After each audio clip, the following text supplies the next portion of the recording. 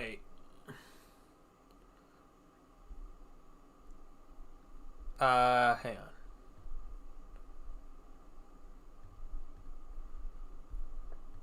on. Fuck. Okay. These pizzas are built different. Oh, okay, I guess I am streaming now, right? Guess I am.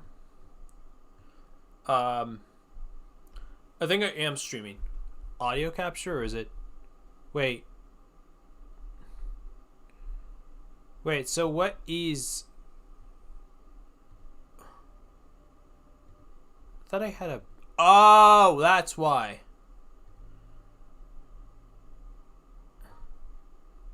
So if I have the screen capture on... Okay. Okay. That's understandable now. Okay. These pizzas are built. I think I am live. I just gotta... Like, I have my fucking pixels saying that... Okay, yay! I think I am live. I know there's a comment saying which fanfics are... I'm actually not sure yet. Like, I gotta wait for the people to get onto the stream real quickly. Gotta make sure music isn't, like, super loud. I gotta make sure everything's not super... Although, I'm not entirely sure. I have to make sure. Okay, I think that's background.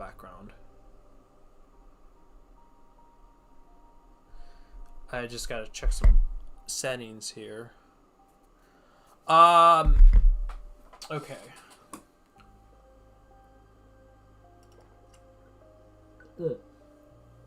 Another thing about it too is that the actual... What is it? The actual audio from the background music is gonna be a little bit not distracting, but boy.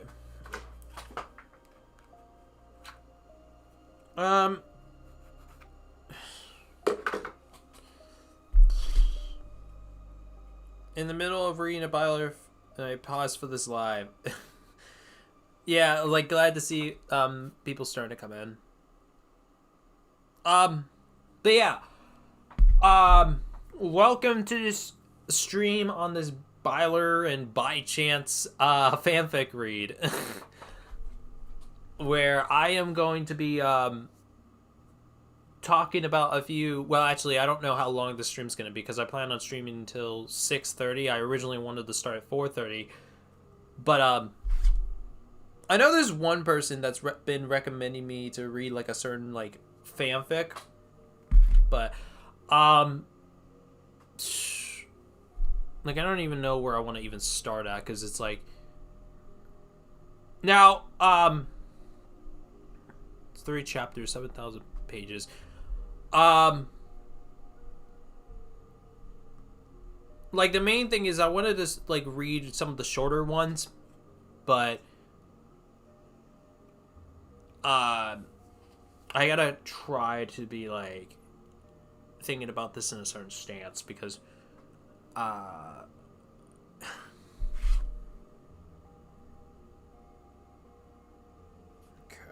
stream's still going. I only really need the stream chat, that's it. Okay.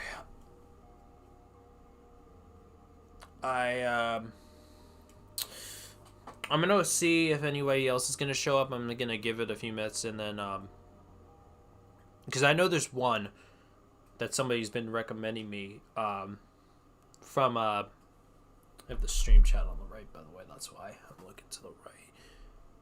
Although I probably should have, like, probably have it.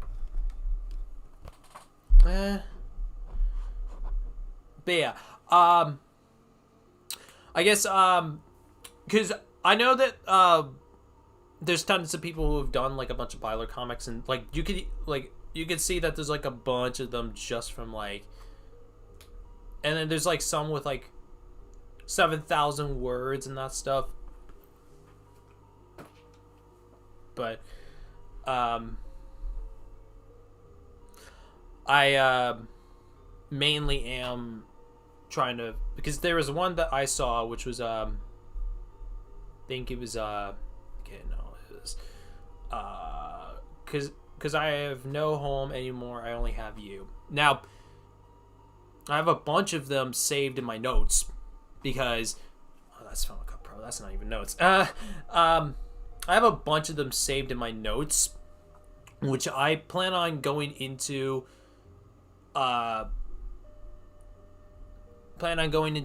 like probably its own particular fan fiction at some point. But let's see here. But yeah, any fan fictions that you guys want to recommend, probably give them links. I just started reading one that's been recommended to me a lot. It's called "You Took My Heart, I Was Sleeping." Yeah, I think I have that. Let's see, because there's a bunch of them that I have. Like I have like 6 of them, and I planned on like going into, because I mainly wanted to go through the ones that were like the shorter ones. Okay. Okay, let's see here.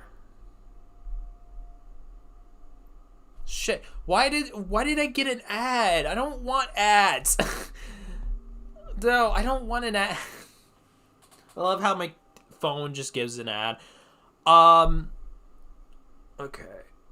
You took my heart, I was sleeping. Okay. So, I've got 2 here which are like Will Byers and Chance, and then oh shit. Will Byers and Mike Wheeler. 2 pages, but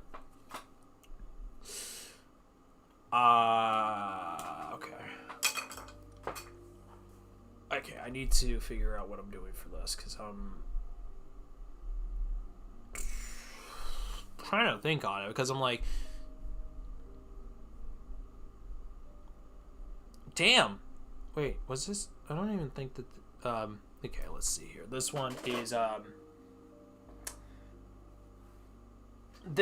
is translate from French to, oh, this is French. Okay. Thanks, Opera GX, for telling me. So, this one is, because I have no home anymore, I only have you. This is probably going to be our first starter one for the day. This isn't gonna happen very often. This is probably, I'm probably gonna make a number of these reads every once in a while, but it won't be very often. I just wanted to write something really small, but I'm gonna stop there. Otherwise, I'll drive myself crazy with this new crap. I'm gonna summarize it. Now I'm lazy. It's a happy ending. Okay, here. Forgive me if I'm not a good reader, okay? Because I'm like, I've never have done like an actual read like this. Like I've done I did a video on like jokingly like making ChatGPT make Byler happen, but like besides that, I'm not very much a reader. Sup, Passionate Geek? Okay. Let's see here. It suddenly became too real. It has become too real because the shock has been too violent. Could Mike wake up? Was he able to wake up? His fingers trembled around the glass. His throat tightened. His inner world was in a complete contrast to the reality around him. The feeling he knew to feel too much burned him. He let himself do it without ever wanting to recognize him for who he was. He didn't want to let it show it. This month he tried. He thought that if he had dared to observe himself for too long, then the word guilty would appear in letters in his blood and his skin. It hurt so bad. Crucially wrong, his mind was spinning and spinning incessantly. He could only think about the same things tirelessly. Did he really know who he was? Did he know what he wanted?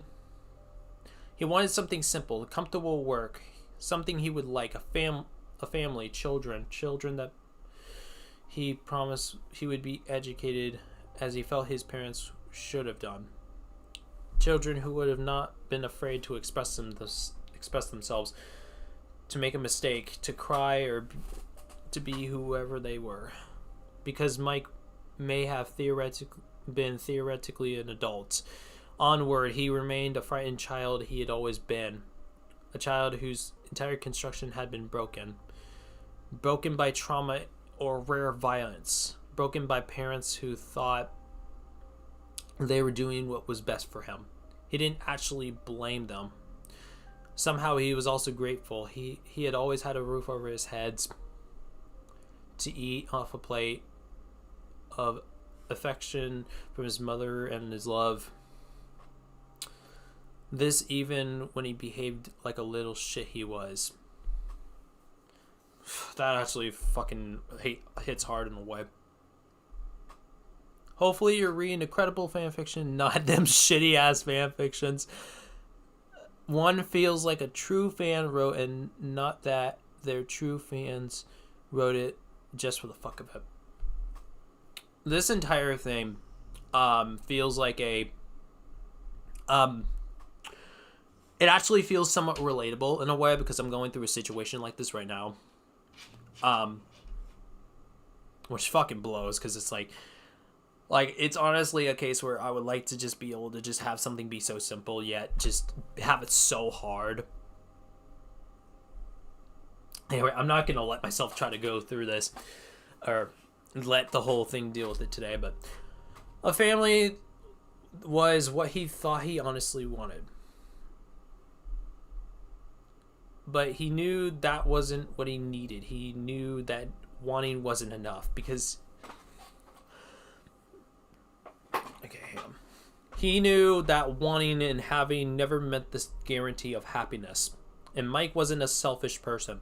At least being had never been something that was part of his plans. He must surely have been sometimes like that, without realizing that, without taking offense, as every human had already been at one time or another. Because what he wanted and was going to accomplish wasn't for him. He had this heartbreaking urge to rip his heart out with his own hands. He had need to scream, screaming so loud that he couldn't stop the tears from breaking out. He had need to let go of everything, to stop. He thought that if he couldn't do anything, then he would never be able to live for him. And that when that eventual day he chooses to finally do something, he will be too old to remain his miserable life. This unbearing anxiety had set in for about 3 weeks, a month at most. It wasn't a matter of choice, it was identity issue. It was an identity issue. A misunderstanding, not of oneself, but of the world. Because he knew better than anyone that his traumas and his losses were not only evils that tormented his being. He tightened his grip on the glass, jealousy twisted in his stomach, not a violent sting.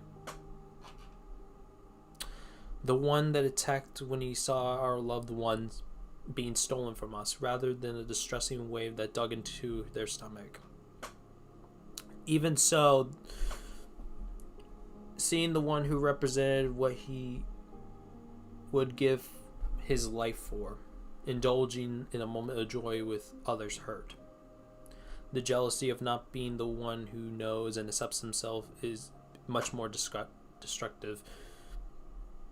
He allowed himself to selfish thought that is going through him insertively ever since this day. Will would be waiting for him, wouldn't he? A little more. It was just naked hope, because he hadn't said anything. He never told her, wait for me. Worse, he saw fit to reassure him with his friendship. In all that splendid clumsiness, in all that slimy, sublime nervousness, in all the wonderful identity crisis torn by the need to throw himself around his neck. A tsunami or a tornado. Something like that. That akin to that brutal realization. It had been 3 years. 3 years since that day, the year of mourning and memories. The year that's spent separated by the laws of society. A summer of nostalgia. A new year then marked by a mixture of solicity and acceptance. Then a near summer. A summer marked by rediscovered friendships.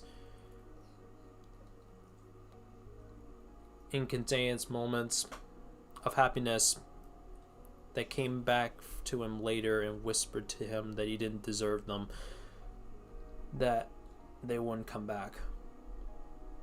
They had returned, but Mike was afraid he wouldn't be allowed to take advantage of it. His life was meaningless. There was nothing atrocious about her, and yet it was unbearable, because he knew what he wanted to be, what he needed to be. It wasn't a definition, just a film that played out in his mind, a waking dream that would let himself be carried away at the gates of night, or under the influence of any substance that inherited his anxiety. In this dream, he was walking in the soft night of August, his black hair leaping over his head in the rhythm of his joyful steps. He felt light. The lights of the big city gave time and space an unreal dimension. He slipped into one of those many bars. He seemed to be waiting for him, like you wait for someone who has to come home very soon. He moved through the crowd with incredible ease and submersive.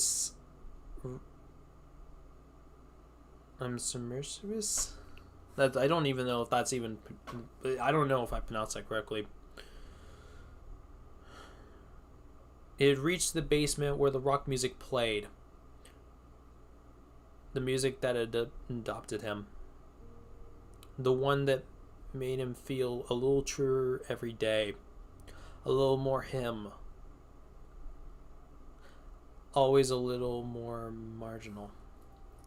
But in the space he embraced what had made him vibrant. Which had made his repressed artistic soul tremble. He drank, he flirted, he lived, sometimes in color, sometimes in black. He saw himself spending the evening alone at the bar, just listening to the night, the music, the breaths, the cries of joy. Sometimes he mingled in the crowd, he danced, kissed a stranger to then a stranger of 3. No questions, only actions. That's what he needed. A total disconnection from this world that he didn't understand, and who didn't understand. He was an outsider because society had decided so. Because society had decided to cast human complexity into a mold that best suited its affairs, that repressed change or whatever. It considered unstable. Why should a handful of men have a say in how any human being hears their life as long as it doesn't harm anyone? It was insane.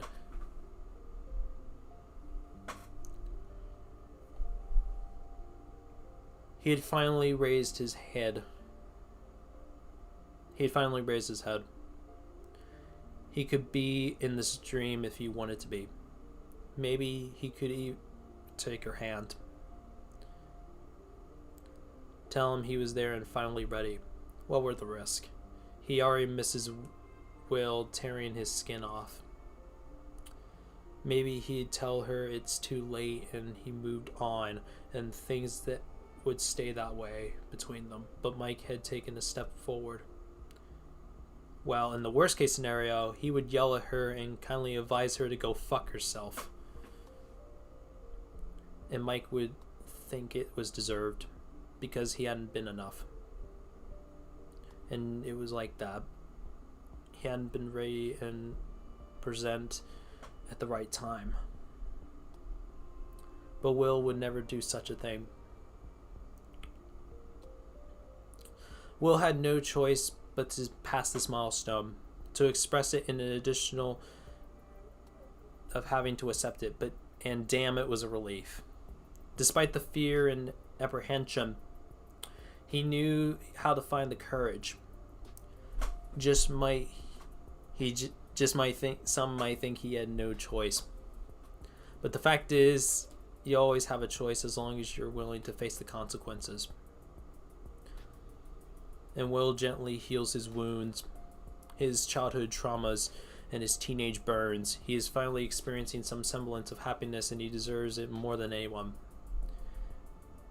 Take me to the magic of the moment. We have glory night. Their eyes meet. Fuck. I'm reading way too fast. Can you tell I've never done this before? Oh, and chat's gone. Alright, hang on. Let me try keep reading this shit. Hang on. Is it still going, or... I don't fucking know. Is it still going? Shit. Wait, is it still going?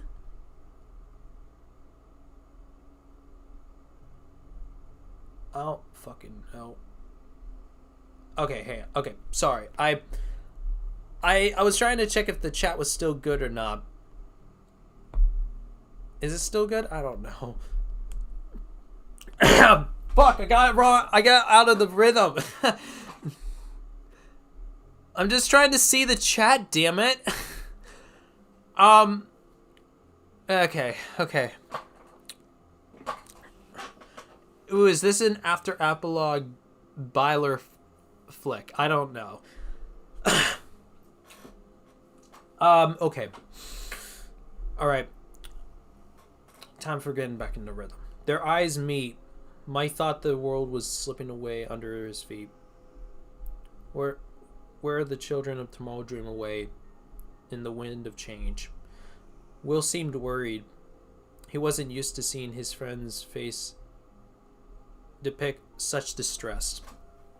His gaze was fixed, as if he was staring at him without being able to see him. So he apologized to the group he had been lured into without even caring. Mike. He tried the first time without getting a response. His condition resembled a trace state. Then he called out a second time. Mike. Louder this time, and the ladder jumped. Will looked worried in his eyes. Mike froze again. But he was really looking at his friend this time. However, he did not answer. Thoughts flowed again and again, unstoppable to the rhythm of the music that made his ears and his brain buzz so much. Fear replaced worry. Was he on the verge of an anxiety attack of something? Then Will grabbed his wrist. He was the wiser to get out in a few minutes, get some fresh air, and try to figure out what was going on in Mike's mind. On the sidewalk, Mike seemed to regain some semblance of presence, and the walls seemed to crumble. What's going on, Mike? His vision blurred as he detailed the face in front of him. He tried the answer, but the words scratched his throat. He could still hear the music behind it, like the thread of himself, fragile because it was too thin. Take me out tonight, where the music and there's people. Anxiety grew stronger. No, he had no respectable place in this society. Not in a way. His stomach twisted, analyzing his best friend's every move, looks, and breath. Not in this feeling of panic and this increasingly irregular breathing as he got a little closer, looking for answers in his silence. Not by burning with the desire to hug him as if that would stop him from leaving. Not burning with the desire to kiss him, to tell him without words that he could die if he continued without him. Not by admitting once and for all that he is her home, her family, her love, her only chance to continue without collapsing with every step. Oh, please don't drop me home, because it's not my home, it's their home, and I'm welcome no more. His look encouraged him to continue. I can't continue like this, his voice trembled. Continue how? Will placed his hand on his shoulder. Mike needed more courage and support.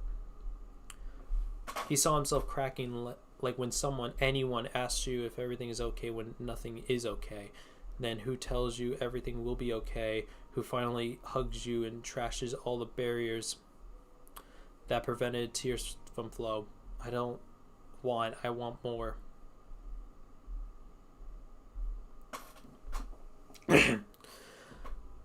And Will couldn't bear his distress, because they had always shared everything, and even if the distance had set in spite of them, his distress was his. He did what any sane person would do. His hand found the back of his neck without hesitation and pulled Mike towards him. Gentle, Mike let it happen. Fucking Tame Impala song reference. His face buried itself forcefully into his neck. Will let his fingers form reassuring circles along the back of his neck. Tears welled up. Will didn't say anything. He tried to stay strong, clutching his jaw, pursuing his lips tightly, as if he was telling him not to collapse, not to hold Mike as tight as Mike was holding him. And if a double-decker bus crashes into us, yes, Mike could die here and now. And he squeezes Will even tighter. To die by your side is such a heavily way to die. I can't continue without you, Will. The words trembled, muffled under the skin of his neck. And Will shivered violently, so the shiver was as visible as it was noticeable. His eyes opened wide for long seconds of floating, then slowly his gaze softened. He closed his eyes, tightening his grip around his friend. Tears slowly forming in the corner of his eyes. He squeezed even tighter. Mike was still crying like he hadn't in so long, in too long. I'm here. And Mike responded by squeezing him even tighter, as if it was even possible. After a moment, Will thought he heard what sounded like laughter, muffled and uncontrollable. Had Mike gone insane? Had Mike gone crazy? No, his nerves were just simply given out. Too much anxiety, too much stress, too much control. Will found himself laughing too. Do you want to go home? Will asked under his breath. Mike stepped back, painfully trying to channel his tears, his laughter. And his friend offered him a tearful but terribly bright smile. Mike felt his heart fall at his feet, and he shook his head side to side. No, yes, I want to go home, but can we hang out at home together? I don't want to sleep now. Will nodded. Don't move, I'll let the others know we're leaving. No, I'm coming with you. Will's eyes asked him worryingly, as if he was sure he wanted to return to the space he had practically sunk into. In response, Mike grabs his wrist and guides him inside himself. Slowly regaining his senses, he figured he was happy that Will was still vacationing with in his parents' basement. When all they met in Hawkins to enjoy the longest break of the year. However, he regretted not having benefited more from it the previous times. It was fiercely ridiculous thought because he had spent the majority of their time together but Mike wondered what kind of best friends didn't sleep in the same room. On the way, Mike felt good. The world stopped at the scrap metals conjurers of the cabin. He felt somewhat ridiculous for having broken down into such a forest, but he was so peaceful that he could no longer think of the fact that he had certainly made a fool of himself. Will was driving his car, since he was the most sober of them, and Mike found this simple fact terribly attractive. He couldn't take his eyes off him, and without warning, he opened his mouth. I am bisexual. As an immediate response, Will swerved. His breathing stopped abruptly, and then immediately recovered. Mike couldn't help but laugh briefly, but frankly, his reaction was very objectively adorable. What? I like women and men. What?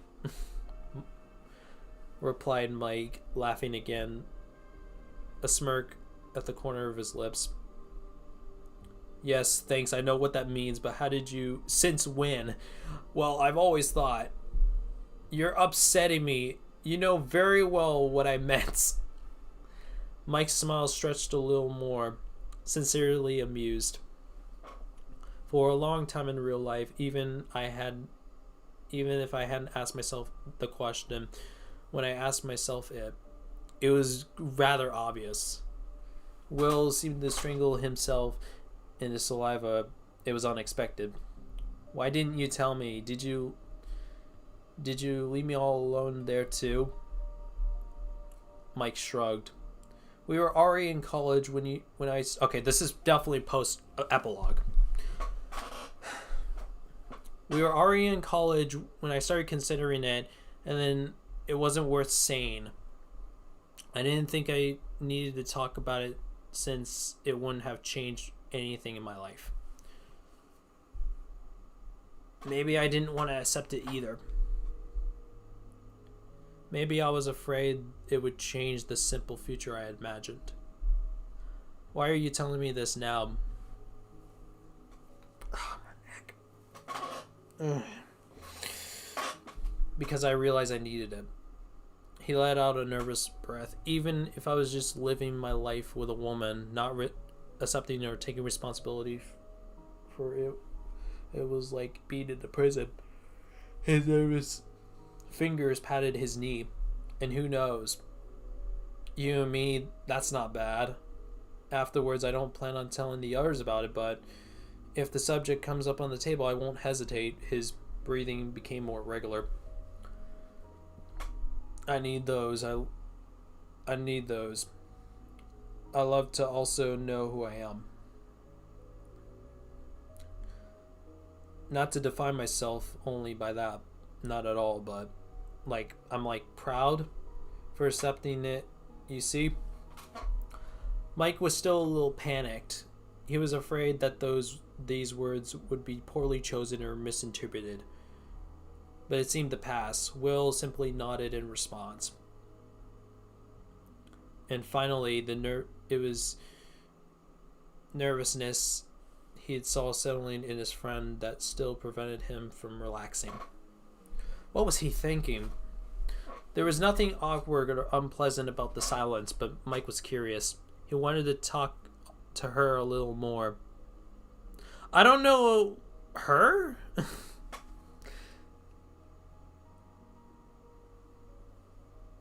I don't know why it keeps constantly going to her, but maybe he gives her the luxury of analyzing it through his words. It was probably wasted effort, so Mike started the conversation again, staring at the windshield loosely, playing with the curls falling from his forehead. Since we're talking about it, I never asked you, did you find anyone? Will shook his head from side to side. Oh, okay. And someone you're interested in? His voice broke slightly under the last word. Yes. Mike seemed worried, surprised, and glimmering with hope. Because even if he preferred to convince himself that Will no longer felt anything for him in order to be ready to hear him, he couldn't help but imagine that maybe. Do you like it, or is it just like a crush? I love it. Will responded without hesitation. In all honesty, the dull panic slowly seeped throughout the entire nervous system. Fuck. The certainty of his words made him dangerous. Would he have been as comfortable admitting it in front of him as he was thinking about him? Cool. I guess it's not a Tammy then this time. God damn it, I still hate that line from the fucking coming out scene. And he immediately slapped himself.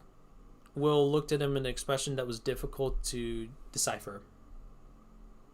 In fact, he couldn't decipher it at all. Why are you talking about this? Did you know that I was just stupid to do crush? Yeah.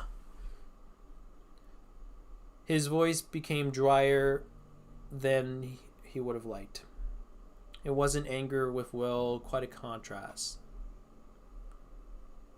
Even though Will had said something like that, Mike had known that he didn't want to say too much, or make him uncomfortable, or confess everything in front of everyone if it wasn't necessary. But damn, he was frustrated.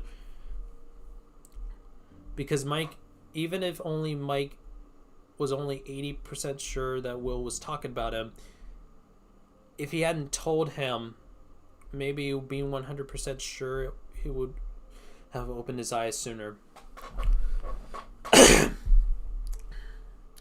That he would made it up immediately. Don't let him go to make him fall in love with him again if he wasn't anymore. And it was purely selfish new thought. And maybe it was true that he only had one crush, already forgotten when he had talked about it, but it didn't fit, and he refused to believe it. He would rather Will reject him today and then tell him he really wasn't that. The stopping of the car and the sound of the handbrake tore him from his torture. Are you serious? Not even. Sorry. I just can't tell myself that with everything we've been, I was just one crush. His sincerely was going to end up suffocating him tonight. You can't know, Mike. Despite what we were, like you said, you weren't in love of me. So really, I appreciate you confiding in me and everything. Sincerely, but you can't speak for me. Mike was torn between the guilt caused by the bullshit that he had just given up and a new way of a fun. He had opted for the option that would be better late in the atmosphere. So you were in love. Lord Mike, you're boring. Will caught the contrast in a hazy gesture, and in the same way he left the vehicle, refraining from slamming the door. He walked towards the house without turning around, moaning incentively. Fuck. He didn't even glance at Mike. I'd better move in with Dustin when it come here. You look better. I can go back with the others. Mike refrained from bursting out laughing, so plagued by the remark. He was oddly too happy for someone who had just escaped the pure anxiety attack, but he couldn't help it. Will had power to brighten his life and be fully aware of the dream of the world where he could eventually collapse in his arms again and again. Come on, tell me. I just want to know. Do you think this bothers me or something? Mike would be difficult moderating his voice. Of course, because of the alcohol, but especially because of his childish excitement. Shut up a little. You're speaking too loudly. Pass me the keys. What keys? Oh yes, the door. Will sighed, and Mike roughly searched his pockets for the famous keys. Here, Will, my friend, my best friend, the one who doesn't want to assume that he was madly in love with me. Will snatched the keychain from his hands, muttering what sounded like insults, but he was too polite to say them out loud. And shut up, Will says, fingers on the handle. I don't want to wake everybody that I know. He waited a few seconds, suspicious, finally anchoring his gaze on Mike, hoping to make sure he understood the message.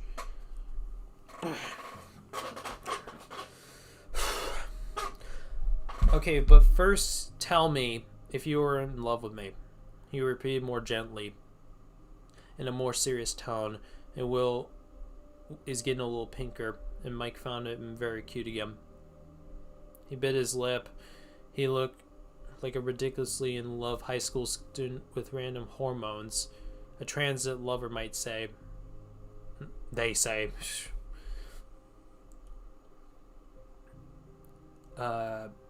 He didn't know it was that much. The more the potential deadline emerges, the heavier the thought. When they slowly walked through the door, Will whispered, "Yes, I was in love. Now leave me alone with this." His words were actually exaggerated. Not exaggerated. Exaggerable.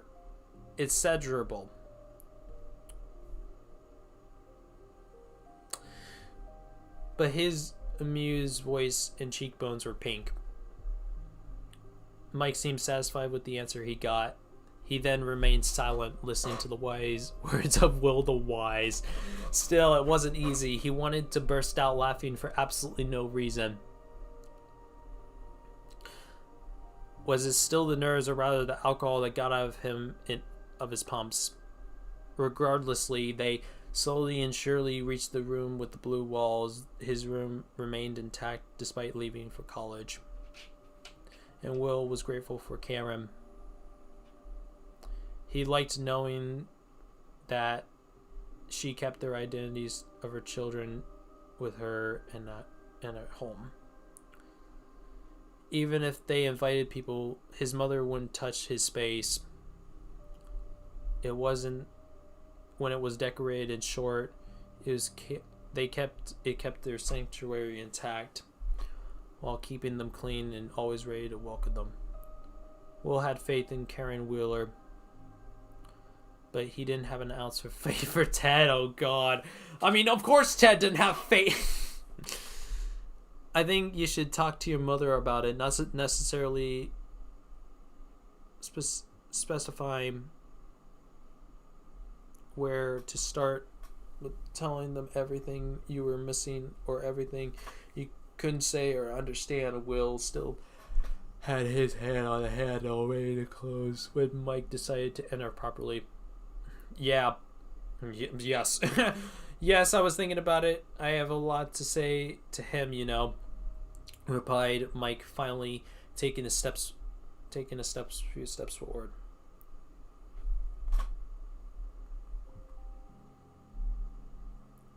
God damn it, why is chat not coming up?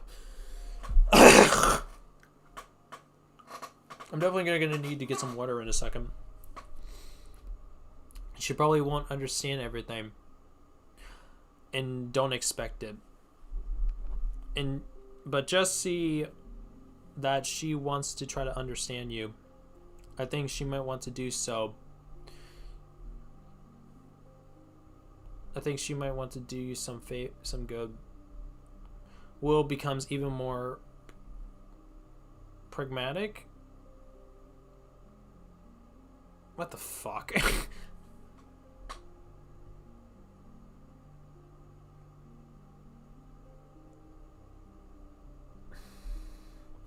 My brain is having brain farts. This is great. I know what you just told me about isn't even... What? I know this person's French. I know what you just told me about isn't even half of what's stopping you from moving forward. At these whispered words, he closed the door, then leaning into it. Mother will never understand why you had to leave, but the answers you seek will never be found at home. He was just one step apart. He didn't take up any of the available space. Mike hadn't taken off his leather jacket. They were just chatting like this moment. When you walk next to someone and the discussion becomes so serious it requires stopping. There was a blank. The love that you need will never be found at home. A home as a family home, but there's another home.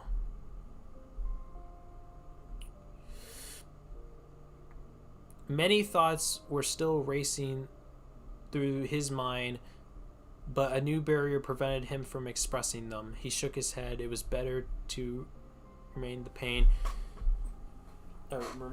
in the ass. He had chosen to be a little while longer because his tone of humor was easy to escape.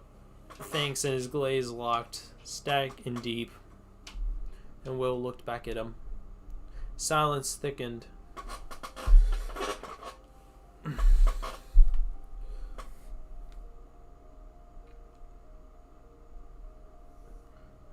Mike would like to know what you're thinking. He looked like he was blocking. He let it slide for a few more seconds, a long minute at most.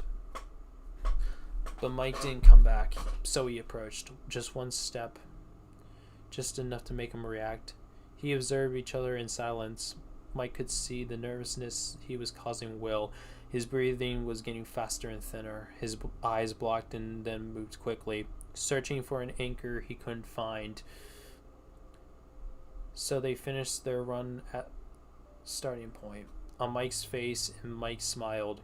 His own breathing felt disturbed. His heart seemed to scream at him to stop playing like that with him.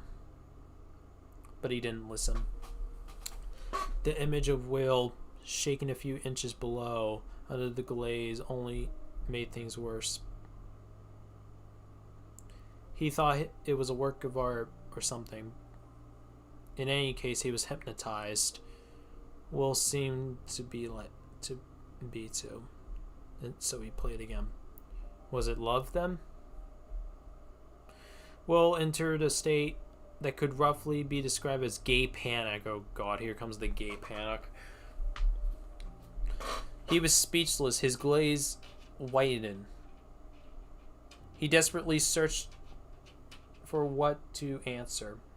He thought for a moment when Mike was bothering him had come to an end. Surprise can make you react funny. He tried something, but only a noise or a squeak found the exit.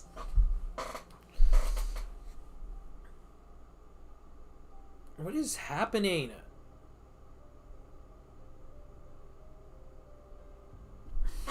Part of me is trying to understand what is exactly happening right now because I'm like, what? Okay. Mike didn't take another step. If he did, then he would find himself a few millimeters from him, and their clothes would brush against each other. Instead, he leaned down slightly, moving closer without getting too close, as if he was trying to prompt a response. Answer that didn't come. Will looked like a child caught doing something stupid. He delicately tried to escape, but the alcohol wasn't able to present enough to weaken Mike's reflexes. His arms blocked, knocking on the door with a moderate noise, but enough to startle Will in the silence of the house. He let out another sound of surprise. Mike brought another finger from his free hand to his mouth. Shh! Do you want to wake up, Mom? Oh, no mention of his father. When he was sleeping, even an apocalypse would have difficulty waking him up. Will was amazed, blinking several times in a row, as if this gesture could save him.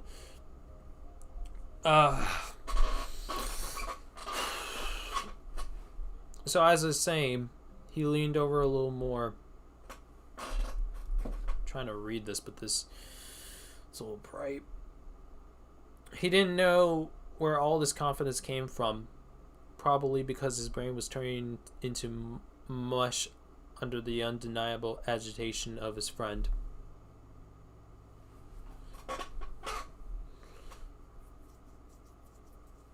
Will seemed to regain some semblance of composure, enough to answer but not to lie. Okay, Mike, maybe. I've always had a little thing for you, okay? But please, let me go, because I'm going to die from embarrassment from your bullshit. A quiet laugh answered him as he really thought it was time to escape. This made him very slightly angry, allowing him to sport a more serious look. And Mike, shut up and push yourself. He laughs again, and damn, what was so funny? What has happened to you? Were you super polite and delicate before? This assures suits you well, even if you're not super creditable. No, that's not right. Plus, you're really as red as Mike, seriously, shut up. Or what? You're...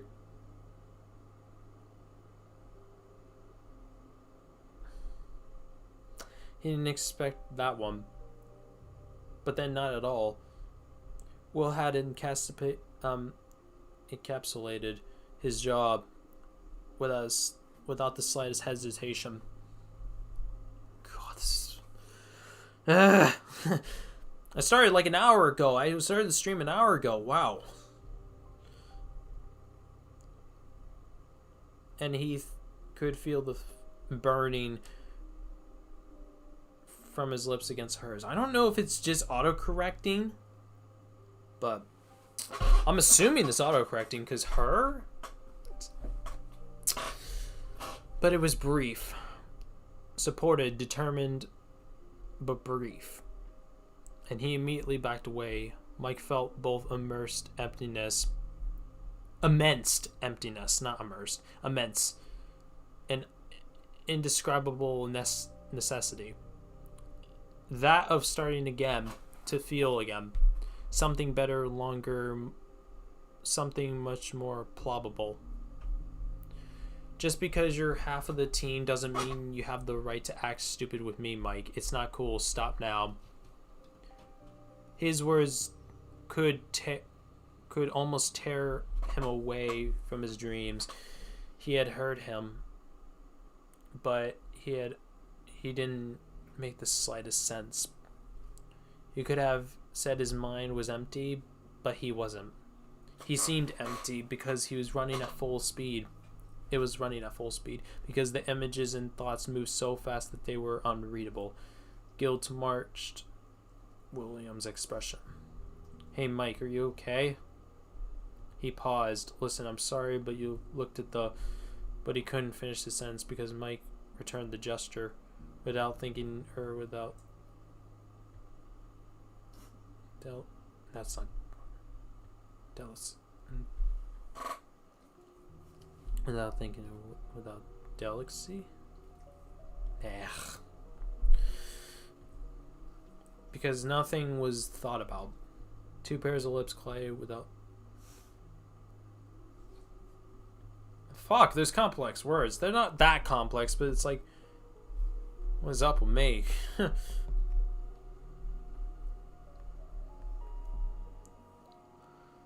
God.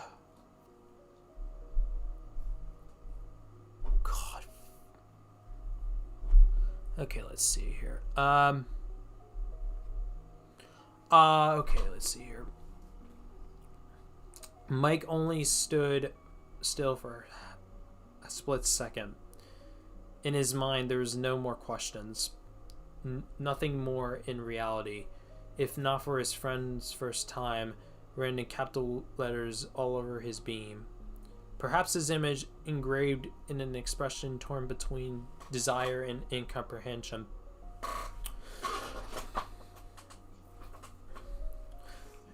At least it was interpreted it as he interpreted it. A more marked proximity became necessary. Their rib cages crashed into each other, breaking their breaths for a moment. As everybody didn't hear their own heart beating deep into their ears, they could hear each other's. Okay. He moved slowly despite the pressure and tension. His head bowed. Mike slid his fingers down Will's jaw. Then they finished their course in the crook of his neck, clinging onto his skin. His fingers met the base of their hair, soft, thick, and disciplined. He held on desperately, as one clutched to a dream too good to be true, because Will was kissing him too. Again, but for real this time. He let go of the door he was leaning up against, because his hand felt this irrepressible urgency to firmly surround his waist. His arm curled. His hands he squeezed tighter. Nothing more to say, just one emptiness stretched around towards the other. Need to be against and maintained. The need for physical proof that would fill the entire interior space. More hindsight, more analysis.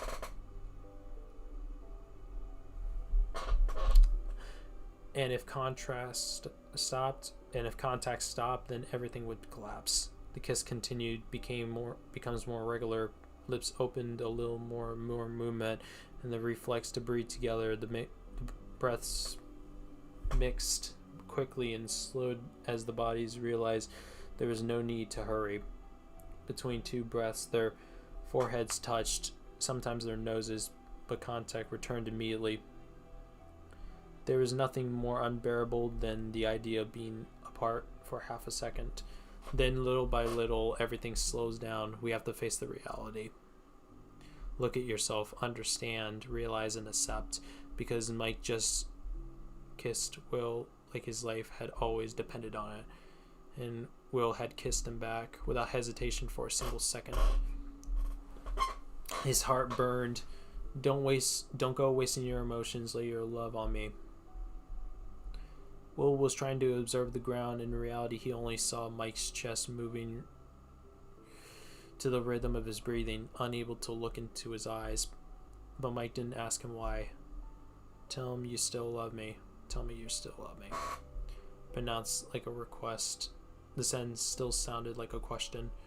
Because there you still can't guess. Will replied under his breath, burning and trembling. Mike pursued his lips, unsure. I don't know. I've kissed people like that before. Before you see. Maybe that's why you're doing it here. Lord Jesus, Mike.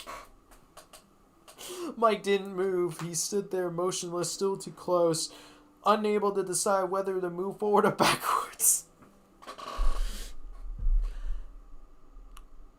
He felt his heart beating too hard, too fast, as if they were taking up all the space in his chest. His mind was full without forming a distinct thought, saturated by proximity, by waiting, by this second, which stretched dangerously. Will slowly raised his hand. Mike saw the gesture before understanding it. I hope the music is good. I don't know if you guys probably should check the audio.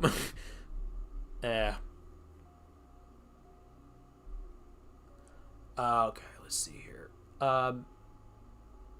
Mike saw the gesture before understanding it. I hope the audio is good, because part of me is kind of unsure. I think it is good.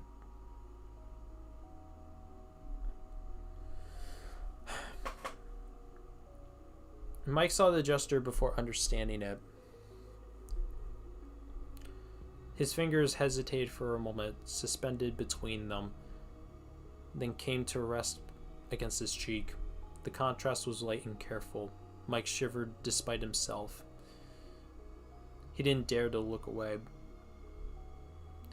He didn't know what to do with his own body anymore, or with that familiar burn going up his throat. Will leaned towards him. He kissed him without brutality. The lips rested against his. Okay, there's definitely like some forms of like typos, because there's moments where it's like it kind of switches between his and hers, but anyways, the lips continued. The lips rested against his with measured, maintained pressure, as if Will was trying to give him some time to feel, to accept, not to get lost. Mike stood still for a second. Stood frozen for a second. His mind emptied again of everything else. There was no more fear, no more structured doubt, only this immediate and overwhelming feeling that something essential is being said. He replied, as Will had done before. He felt it settle in, become more regular, more secure, without ever being urgent. Their breaths mixed. Mike closed his eyes without realizing it. He no longer analyzed anything and simply received. Will's hand remained on his cheek.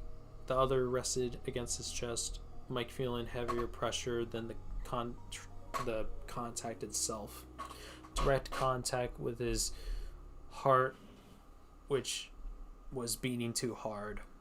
The simple presence almost took his breath away.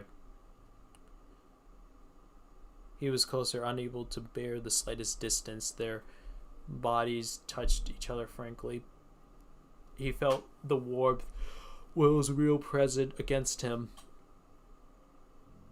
And this reality was enough to completely disarm him. Kiss slowly deepened. Mike held on without even realizing it. His hand slid to find Will's waist, and he closed in without measure. The kiss lasted, calm and filled with the serious sweetness that almost hurt. Each cover confirmed what Mike still refused to say. He let himself be done entirely, as if he had waited for this gesture without ever daring to imagine it possible. When Will finally pulled away, it was slow. Mike remained motionless, his eyes still closed, his breath short. He felt Will's forehead rest against his. He didn't dare to move. He didn't dare to speak. This whole being was still clinging to the persistent sensation of his lips, to this silence, certainly which had just written within him. His glaze caught. Their glaze caught. Out of breath, feeling like you've just left Earth. Okay, yeah. Of course I love you. You think that those 3 years of space would have been enough to break a love of more than 5 years? More now? Brief. He huffed. Mike shivered. I hate you even more than I love you. And he gently slapped his shoulder with his words. Okay, because actually... Wait. But Will kissed him even harder. More pressure, more intensity, more need. And Mike just indulged in this terrible act of rebellion longer, deeper, until Will decided to let go in this final gesture. Trapping his lower lip between his teeth, marking his skin with a wave of envy. That of continuing again and again. That of being at his mercy. Oh, Jesus Christ, you're bringing up the cutting crew!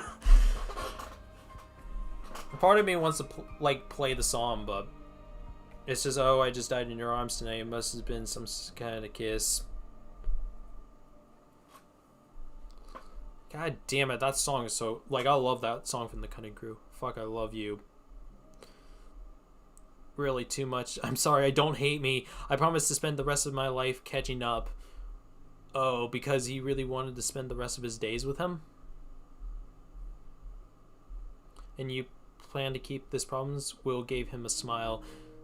He called mischievous and wrapped his arms around his neck. He growled in response because he couldn't find anything to answer. There was nothing to defend, just a promise to keep this time.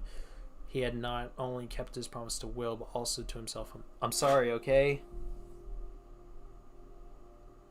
A simple kiss. Oh, I just died in your arms tonight. It must have been something that you said. I should have trusted myself. I knew you were shady. Then you said no thanks. I felt myself dying there. Then you said best friend, and I swear if I wasn't so relieved not to lose you or disgust, you would have thrown me out of this fucking trick. Shit, I was nervous, okay? I haven't yet understood that it wasn't normal to want to kiss your best friend. That is, if I knew it wasn't normal, but I just thought it was just that I wanted to try. Mike, shut up, really, you're sinking. You love me too much to send me to a morgue. He placed a kiss on his nose, another on his cheek, and then continued, letting the tip of his nose get lost in his skin, gently going up to his ear. In the hollow, which he whispered, although I admit that to die by your skin, it's such a heavenly way to die.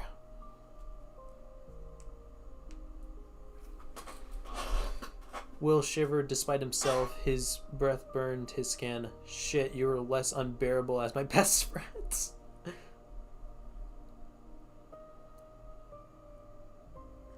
Mike placed his lips on his neck and breathing in his skin as if it were the last time. We're not best friends anymore. Will sighed, being let out. Fuck! God damn it! Ah! Ugh. Ugh. Will grabbed his brown locks and tore his head from his neck, forcing him to look him in the eyes. And Mike had this look. He couldn't stop his smile. No thanks, boyfriends.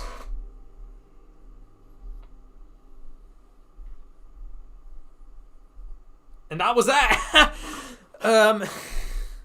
Fuck. Okay, so that is the end of that one. I think if it wasn't for my horrible reading skills, then I think that this would have been like, it would have been much better if I hadn't done it so badly, but not a bad one, actually. Like, it was actually really good. This had like 6,000 words. It's canon to me. Like, I mean, like, it was a nice story. I liked it. Like, I don't usually read fanfics that often, so the first time reading one like this, I liked it in a way. If it wasn't for some of the like my bad reading skill, then I would have probably done it, like, probably would have been better.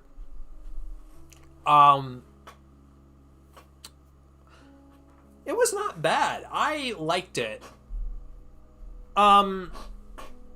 Okay.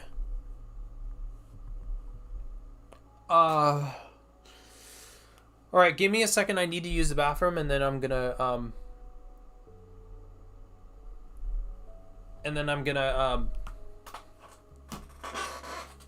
we're gonna be going through a few more fanfics. I don't know how many more we're gonna go through, but all right, give me a second. I need to use the bathroom.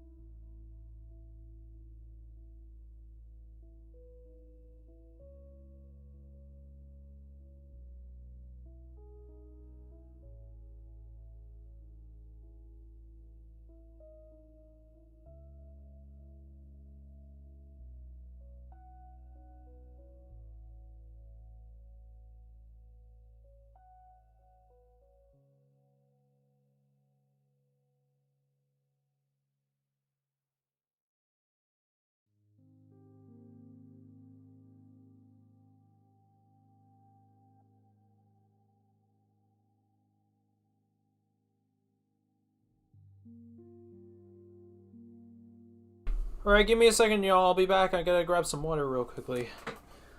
I'm gonna grab some water and then I'll be...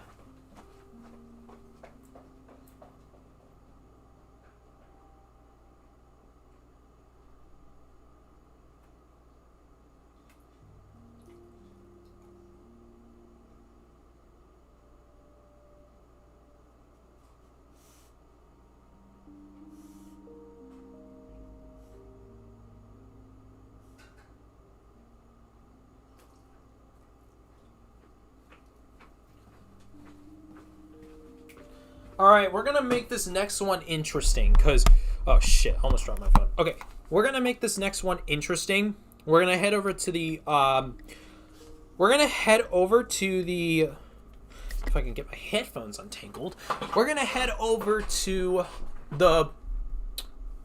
Like, Will Byers and Chance side now. Now...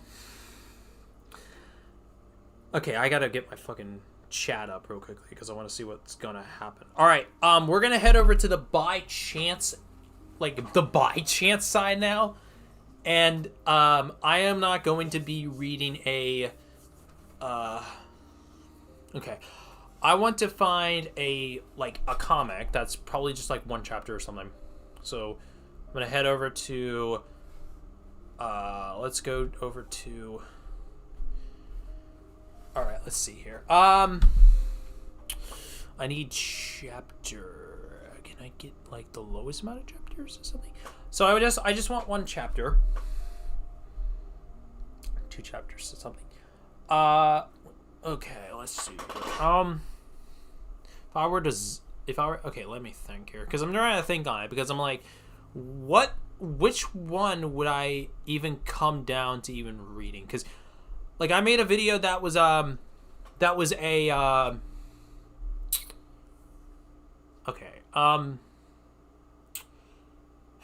okay, I think what I'm gonna do is I'm gonna do this one, but okay, this one's True Love Waits from Gems XOXO, and how, like, I am not going to, okay, does this include Byler, or no, it does not. Underage drinking, they were this was like graduation, right? This is like the epilogue, yeah. All right, okay, so let's see here. General audience. All right, it's got 2 chapters apparently, but I don't want to make this too long, so this is going to be a bit of a, what I'm going to do this time, I hope I don't regret this. So I've got some hot ones like Pringles here, and if there's something that, like, that I find cringe-inducing, which, oh god, this is, like, okay, like, this is kind of like, because I brought up a video that was me basically talking about how, I brought up a video how I brought up the idea of Bychance, which, like, if you don't know, like, it's a ship between a character of Will Byers and then a background character named Chance, and then, but, okay, I'm assuming our chat's here, okay. So what I'm going to do is I'm going to do a, okay, do I get my camera up? Yes, I do. I got a thing of Hot Ones here. I got a thing of Hot Ones Pringles, and it's apparently the level 5 ones. So, if I can get this properly set in. So, what I'm going to do for this one,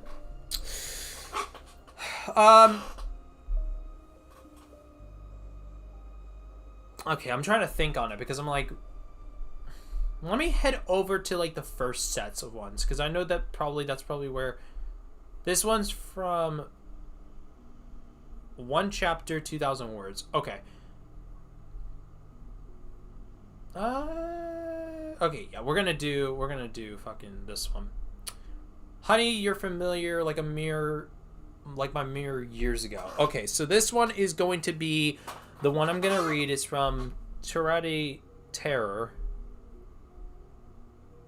Henry had laid dormant since the initial split, and no one's, okay, tried putting the clues, see what his last move.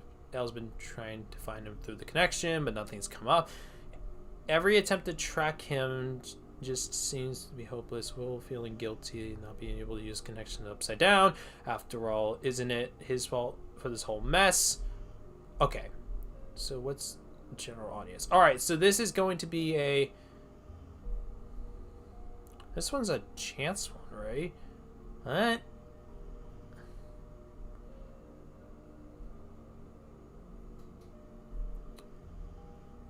Shit, is this supposed to be in between the 2 characters of Chance and what? Like,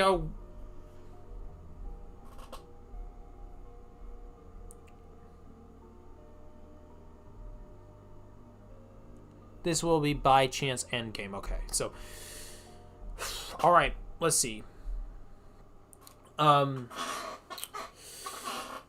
Okay, this one's apparently 2,000 words. So let's see here. It's been 4 months since Hawkins had split. Okay, so this is coming up to, like, okay, this is coming up to, okay, the usual summer air had shifted to dark gray skies and even darker clouds, which had seemed to remain constant as more and more people started to leave the town. Armed military soldiers lined up to help the families move safely across the deeper craters surrounding streets. Henry had laid dormant since the initial split, and no one seemed to know what he's up to. Okay, this is, all right, so basically I had just read all this. Okay. If it hadn't been whisked away on that November night, maybe he would have died like most of the town wished. then he would have let the darkness die with him. Maybe then so many wouldn't have lost their homes in the earthquake. Henry's sacrifices would be still alive, and Max wouldn't be laying on a hospital bed and with no sign of waking up soon. There aren't new thoughts. Will knows he dragged so many innocent people into a rot that seems to be attached to him. His tainted soul was true curse to those around him. Hawkins never felt like a place where Will belonged. That constant snide remarks of queer Okay, I guess I'm opening this now. All right, let's see here. Oh, wow. Okay. Additional, okay, let's see here. With addition of Zombie Boy coming back from the upside down, being said, the hush whispers behind his shoulders, growing up with a permanent reminder of just how different he'll always be. His dad made sure to remind him of that. Oh, Jesus Christ. Alright. I'm gonna regret this shit. I know it. Actually, I'm gonna dip a few. I'm gonna take a few out. Just take a few out at a time. Just a few. Just a number. Just a number of them. Just. That's good. That's good. Okay. That's good. The chips aren't even like. Alright. That's good. That's good. Alright. Okay. Let's see here. In Lenora, Will had been left alone. Unlike Elle, he chooses to stay away from the other students, tucking himself into the corners of classrooms and not speaking unless directly spoken to. There were a few kids who had approached him, but Will tried to brush him off the best he could without being rude about it. Eventually, people started to leave him alone. It was isolating, but it meant he was safe, and he wasn't completely left alone. Elle was still by his side. Do you have a list of fanfics you plan to read? I want to see if mine's on there. I noticed yours was something that you were talking about, and I plan on bringing up that one next. I don't plan on reading the entire thing, like, on the stream, because I have a few that I want to go into, like, kind of to see. But I think the main thing yeah, like, I have a few fanfics in mind, which I haven't really read any because they're not, like, I wish people would make, like, comics of them, I guess. I wish they were, like, comics.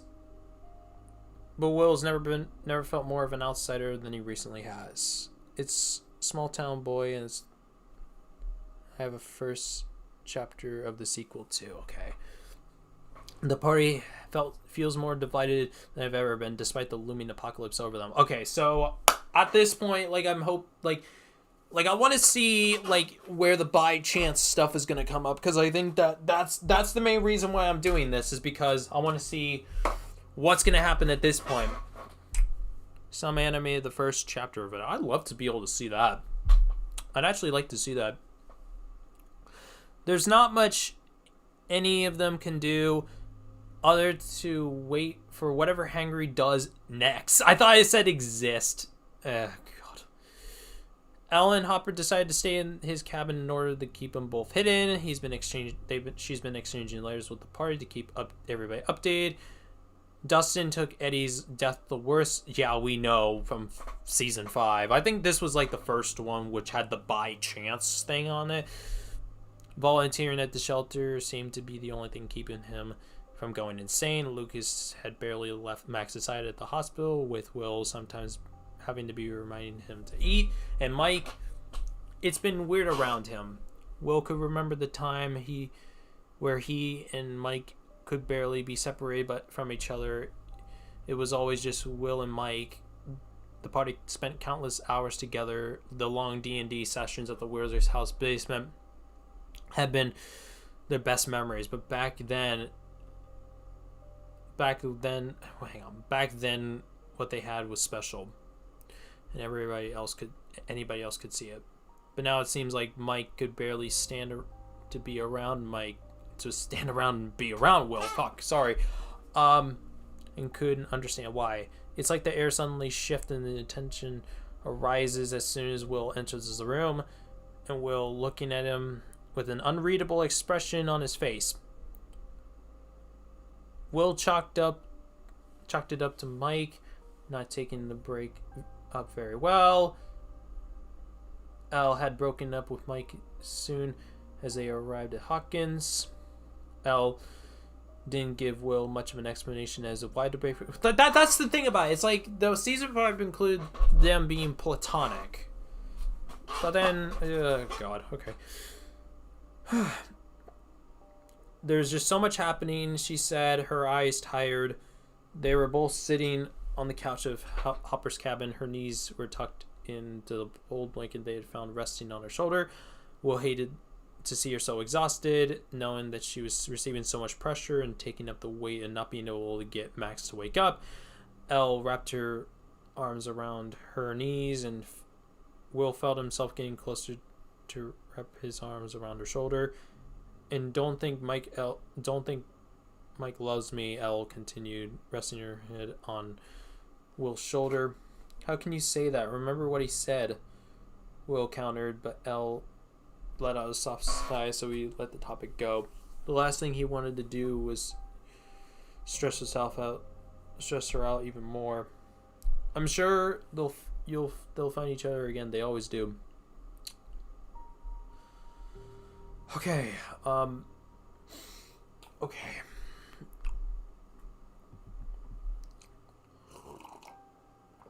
Congrats. Yeah, that sucks. Alright, let's see here. Alright. Will could barely sleep these days. Not only could he... Not that he couldn't find sleeping any easier before, but the overlooming threat of anything coming just in the corner left him too nauseous to find any rest, and any prospect to finally doing so would result in him waking up in another nightmare. Besides, the sleeping for Mike Wheeler across the room from him didn't help him from providing Will's any semblance of sleep. The Byers didn't have to go anywhere to go once back to Hawkins, and Mrs. Wheeler was very adamant on letting them stay until they could find their own place.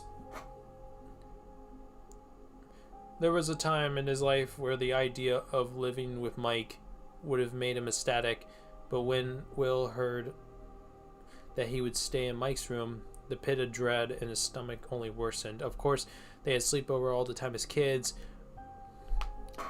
with Mike always fussing and throwing tantrums when it was time for Mike to go back home. But the past year with no communication had left Will with no idea on where they stood. The awkward silence between them in the fragment moments they spent together certainly didn't give any indicators either. Will shifted from his thoughts and focused on the soft night illumination glow illuminating the room, highlighting the contours on Mike's face. His pink lips slightly parted as his figure rose and fell to the rhythm of his breathing. Will had offered for Will to take the bed and for him to sleep on the floor, but Will refused, as he could just use a sleeping bag. Ultimately, this little argument resulted in a compromise of them both sharing the bed. Now Will has spent the past 4 months wishing he had just slept on the floor instead. Oh my god. Despite living together and sleeping in the same bed every night, they barely saw each other during the day. In order to avoid Mike and his feelings for him, Will spent the days volunteering at the shelter alongside Dustin and Robin and visited the hospital to check on Lucas. Lucas had been barely taking care of himself, slaving away at Max's bed with Lucas letting himself sob into Will's arms every once in a while.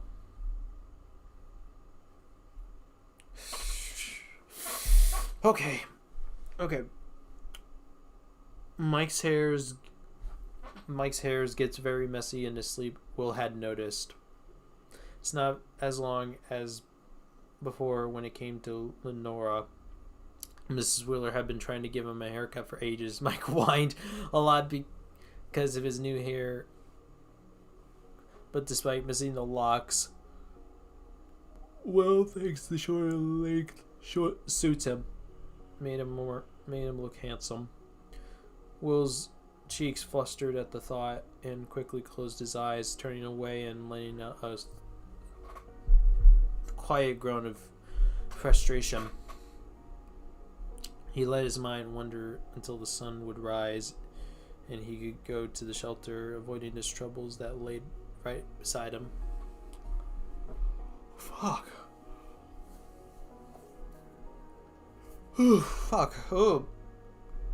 I'm trying to get to the point to where it's like the fucking Bychancing, and this is... Besides, the Byers would be moving in their new house any soon. Yeah, this is not accurate at all. Ella and Hopper would be moving in with them as well, though shockingly, finding that the chief would have been alive the entire time made Will very happy. Very happy. His sister had her father back, and his mother had been so happy with Hopper. From what he had been gathering, that the Alaska business trip had actually been a secret mission to get Hopper back out of the Russian... Yeah. It's crazy to think about how his mother being this badass jailbreaker, and his guess is it's not the craziest thing they had been through. Will regret not knowing Hopper that well before Starcourt. Yes. Oh, fuck. He had saved Will's life after all. He was always kind towards him in the following years as well. In many ways, he had seen that man as a father figure and never allowed himself to try to get closer with him. If his own father couldn't love him, he doubted that Hopper could either. But he was still excited that for all of them to live together now, and not just because it would help him stay away from Mike. In her most recent letter, Elle expressed her excitement as well and how happy she gets to be to a real family now. Will tried to explain that they were always a real family, even if it was unconditional. And Elle just shrugged and said she was glad to be out of that cabin. The faint glow of the first bits of sunlight peeked through the window, suggesting that maybe it was time for Will to get up and start his day at the shelter. The gymnasium was pretty packed initially when the earthquake had occurred, but these days there weren't that many volunteers. Will didn't have anyone else to talk to anyways. He preferred to stay with Dustin and Robin, not wanting to get under anyone's radar. Though that is a fear he'd have to get over anyway, since junior year was starting soon. Will hoped that the utter disarray Hawkins is in Will's what? Will hopes that the utter disarray of Hawkins will distract the student body from tormenting him again. Today he's on the food preparation program with Robin and Dustin in change of clothes. In the first few days of volunteering, he was afraid their interactions were awkward, despite being the same people who fight against the supernatural. Finds himself to how little he knew about Robin.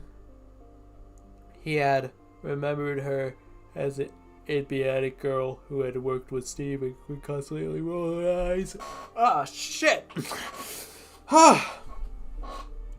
I'm sorry I'm not like this. Let the... Oh, shit. Okay. Okay, the first time they had properly spoken was his first day at the shelter. She spoke a mile a minute and was nothing like the cool girl at Starcourt last summer. But he found himself to quickly enjoy her company. I guess that kind of I guess oh shit. Okay. I guess that kind of makes sense with the with how season 5 began with their relationship. How could she speak to the both of them during their shift when Will found himself too tired to hold a conversation? Oh god, that's basically me right now. All right. Currently, for the past 6 minutes, have been going on a tirade. Something about being annoyed at Steve, but there's no heat in her words. A bright smile had been pestered on her face, and Will tried to keep up with the energy, but the exhaustion was from barely getting any sleep was starting to approach him. Oh god, that feels like me right now. Hey, you alright? Robin shifted. Eyes shifted away from the sandwiches. They were prepared now on the Will. Yeah, I'm fine. Will quickly started out. Robin stared at him with a sympathetic expression, and Will suddenly felt embarrassed for the attention on him. Really? I'm fine, just a little tired, he said, going to take some lettuce out from the back.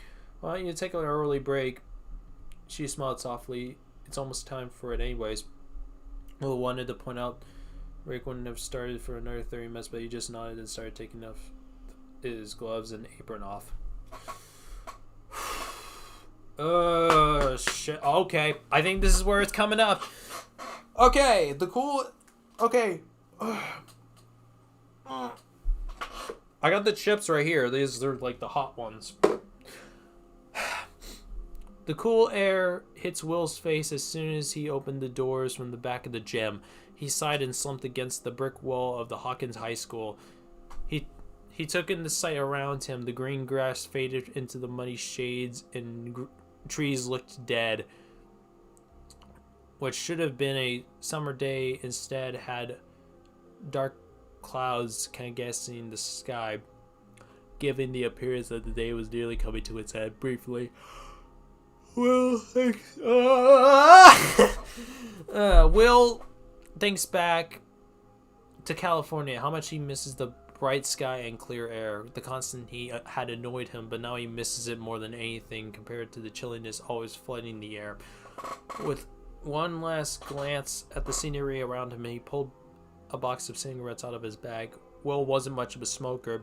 He'd smoke from Jonathan's weed stash from time to time, but he wasn't the biggest fan of cigarettes. That didn't stop him from snagging a box from his mom sometimes. A few days ago, he caught with a whole pack in the donation box, and knowing it would be confiscated, he quickly pasted it in his pocket.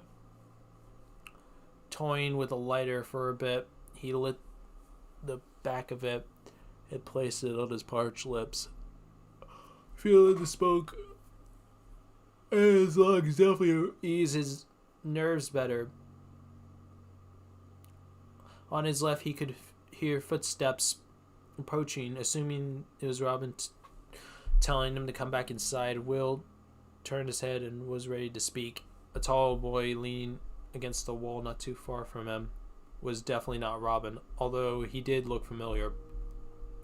He looked like he was around Will's age, with strong, broad shoulder. Relax.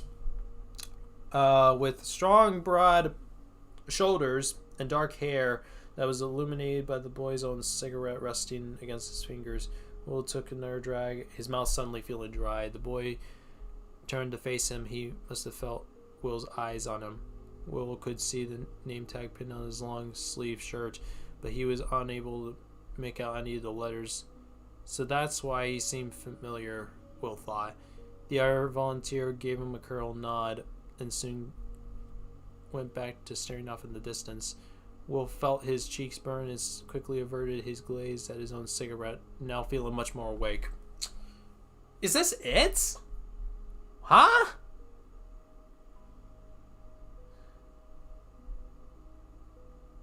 Oh, shit. Damn.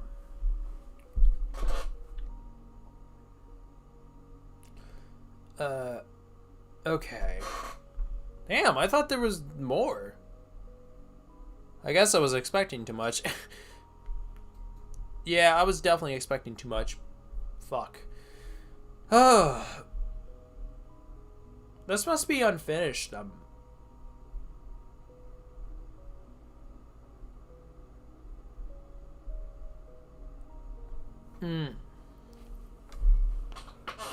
Whew. Okay.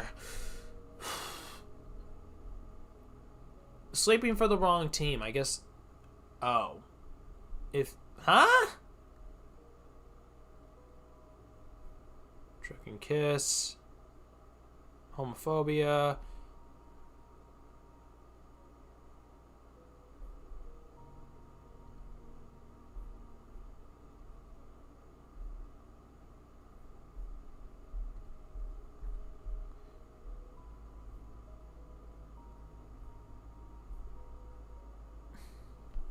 Huh? I'm kind of confused in a way. Maybe it's just the fact that it's mature, but...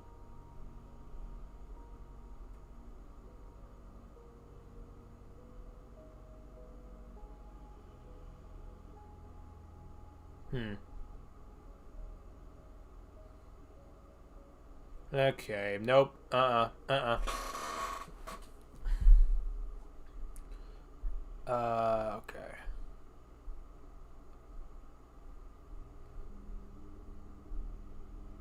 I want to find one chapter, the red door. Let's see here. Alright, this is from... Okay, this is... I think this is another, like, Bychance one? I think it's just the one... I think it's just a one-shot. Those warnings are pretty common. LOL. Played section... Ugh. Okay.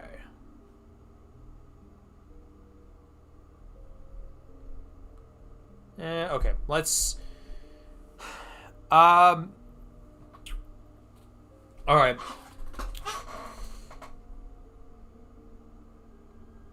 And I'm assuming this... Okay, is this for the... Okay, this is for... Okay, I'm assuming... Okay. Alright, if there's a point where I basically just turn off of this comic, I pretty much have to bite myself into a chip. Alright, I guess it's probably a cringe-inducing thing. Okay, this is definitely going to be a lot better than I expected. I guess this was trying to be like a... Okay. Alright. Alright. Alright. Okay. Alright, I guess if I cringe at this, I eat one of these. This is a Hot Ones chip, so this is like... You could barely even see it, like, you could barely see it, but it's like a Hot Ones Pringle. I don't have any of the Hot Ones chips, or actually any of the Hot Ones sauces, but... Alright, this is gonna be interesting, so... Forgive me if any of this is not gonna work out. There, in Stacy's house, was thick... Okay, I think it was just the previous one kind of... Like, because I was hoping there was going to be more to it, but I guess not. There, in Stacy's house, was thick with a scent of cheap cologne and spilled punch. Oh god, it reminds me of that one scene in fucking season 2 of Stranger Things. The humid buzz of 1989 was drawing to a close. Will Byers was navigating the hallways like he was maneuvering through a minefield. Oh god, don't remind me of a minefield. He finally ducked into the kitchen in search of a distraction with his hands. He was hovering by the punch bowl when a shadow fell over him. It's mostly ginger ale and regret. Oh god. Is it gonna be Chance? Oh no! Will jump. He turned to find Chance Romeo's... Is that his last name?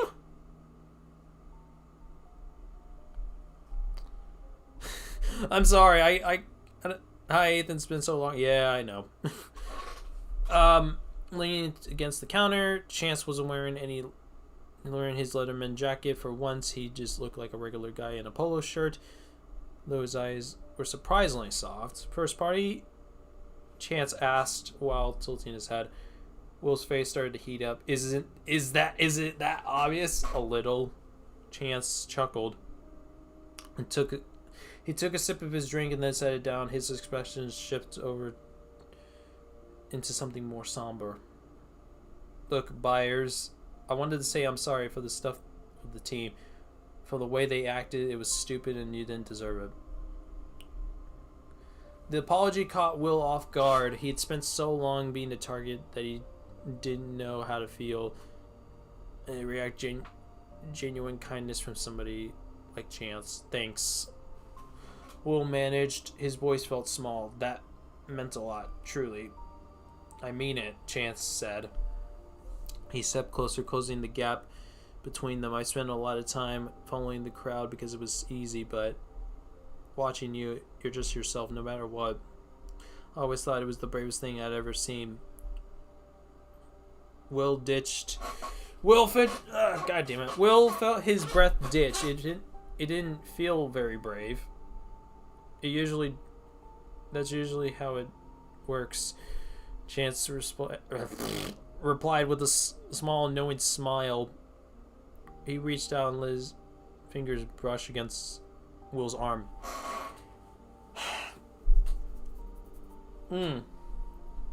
Okay. I've been wanting to talk to you all night, but every time I got close, you were surrounded by your friends, or you looked like you wanted the bull for the door. I almost did. Will admitted. He looked down at Chance's hand at his arm a few times. Will leaned in and he dropped to a whisper. I'm glad you didn't. It's loud in here. Do you want to get out of the crowd for a second? Maybe find some place where we can actually hear each other think. He gave Will a look that was heavily lidded and intensely focused. It was a look that said he wants to be truly seen, not as a victim or freak, but as someone desirable.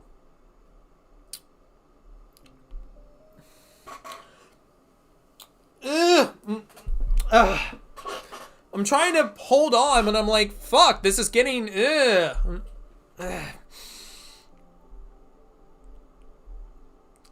I like that. Random question, but do you have a preference between Byler, Bychance, and Byton? Okay, let's see here. Do you prefer one over the other? Or if so, which one? I choose Byler out of all of them because their relationship was actually a very strong one over all of them. So it wasn't like a case where, like, it didn't feel like such a random thing. I could at least... Oh. Stop. No. I don't want hand gestures. Stop it, OBS. The epilogic boyfriend's kind of like an... Okay, that's understandable. I guess it kind of makes sense. But then Bychance is just like, That's also why I'm kind of doing it like this, because I'm like... Yeah, I just want to see how it is. Byler is so peak. Yes, it is. It is peak. They slipped away from the upstairs hallway to find a quiet guest room at the end of the hall. The moment the door clicked shut, a muffled thump of the music felt miles away. The room smelled like lavender. The room smelled like lavender laundry detergent with a faint woodsy smell of Chance to... Jesus Christ, are they fucking jamming out? I'm sorry.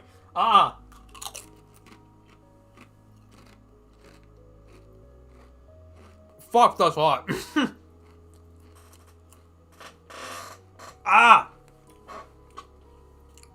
That shit is good, though. Ha! Ha! Oh! Ugh. Yep, I'm glad I didn't grab a lot of chips.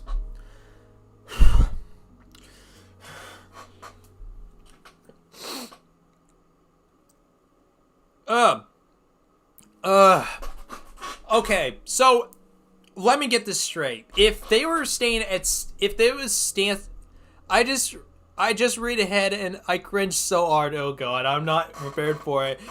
First of all, I'm sorry. Is it like a case where they're like, I'm sorry? Is it like a case where they're fucking like jamming out at Chance's house? And did they fucking stuff themselves in the fucking laundry room or something? Because I don't know if this is right. Okay. Alright. And also, they're at Stacy's house. They're at Stacy's house! Chance didn't waste any time. He stepped into Will's space. That's not how fucking Mike would do it. I'm sorry. Like, and placed his hands on the wood of the door on either side of Will's head. He loomed over Will, but it didn't feel it didn't feel threatened. I don't know. It's like It felt like he was shielding Will from the rest of the world. These two characters never interacted. No, it's just that Chance is near him, and I assume he shot. Of course he shot. No, it's Stacy's house. It's Stacy's house. That's why. It's like unless the two of them are fucking brother and sister, then it doesn't make any sense. And Stacy uses that. Okay, can I kiss you? Chance asks in a low vibration. Oh.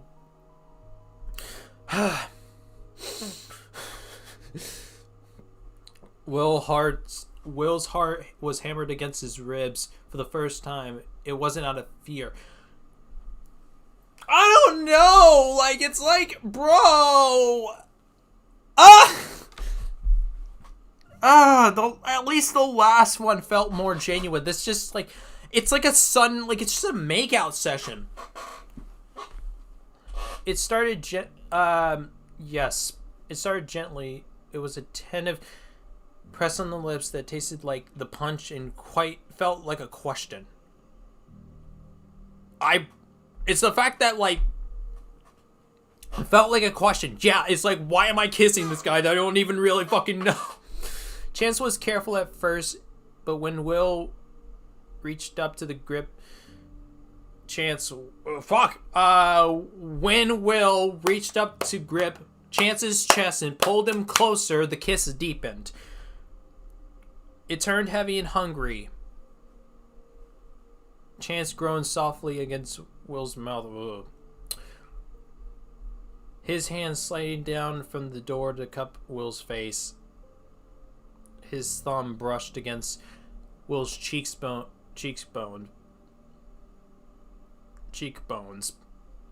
with the tentative that made Will's knees weak. All right. I don't care if it's buyers would not do this. No, this is the thing. It's like the thing is that like I'm like, no, this is not how things would go. The air in the small room felt like it was sparkling. They moved towards the bed, eventually sinking into the edge of the mattress without breaking the kiss. Will felt Chance's hands move under the hem of the shirt, his skin warm and grounded. That's not grounding. That's not grounding. Every touch was a revelation. It was kind of intensity Will spent years imagining. It wasn't. Okay, just go with it. But it was better because Chance was actually that.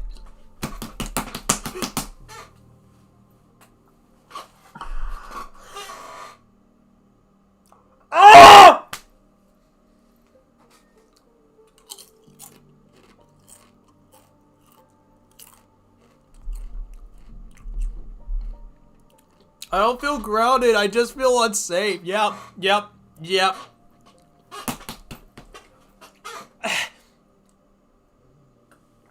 If this was Mike, then this would be a different situation, and it would be a different situation.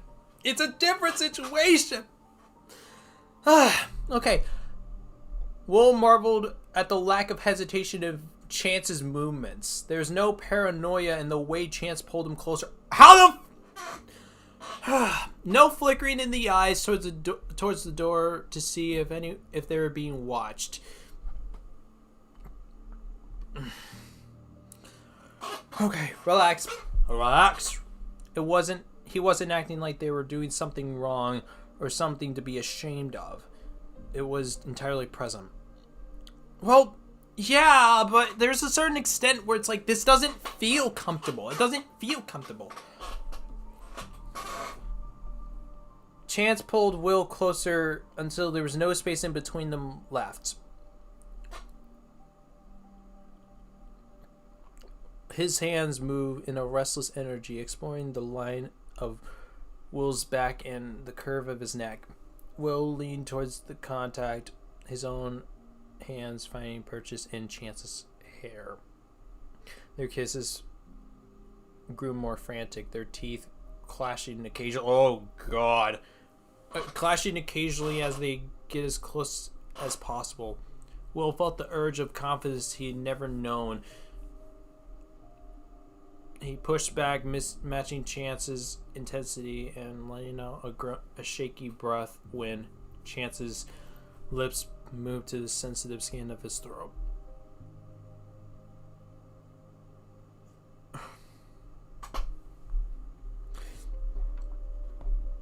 Mind you, all the Chance's character in this is fully made up. That's what makes it even worse in a way, because it's like...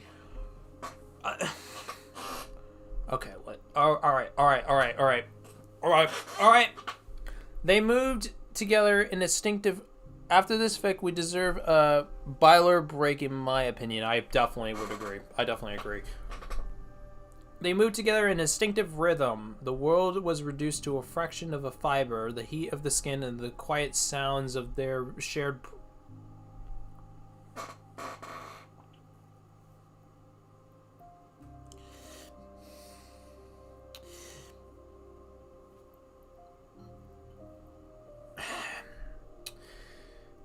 Every gasp and every muffled moan sounded like a victory for... I look at this fucking line and I'm like...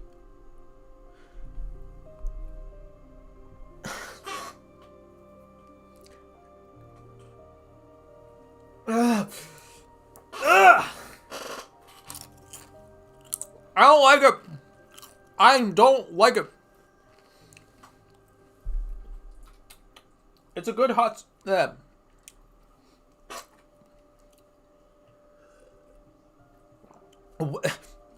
I just hear every gasp and every muffled moan felt like a victory for... It's not... They help each other through the mounting tension. Their bodies locked together until they finally found a release that left them both shaking and glowing under the dim light. It was honest and raw, a shared moment of vulnerability that felt more real than anything Will had been experiencing. No! Stop playing!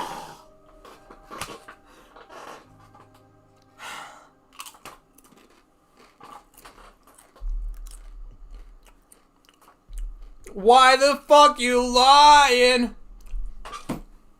Why you always lying?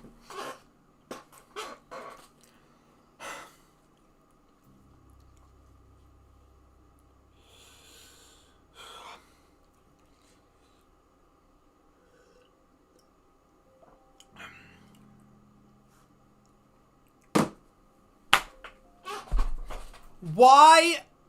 Oh God, why are you lying? Why? This is like, yeah, it's literal torture. Why are you lying? Why? A shared moment of vulnerability that felt more real than anything Will has experienced for years.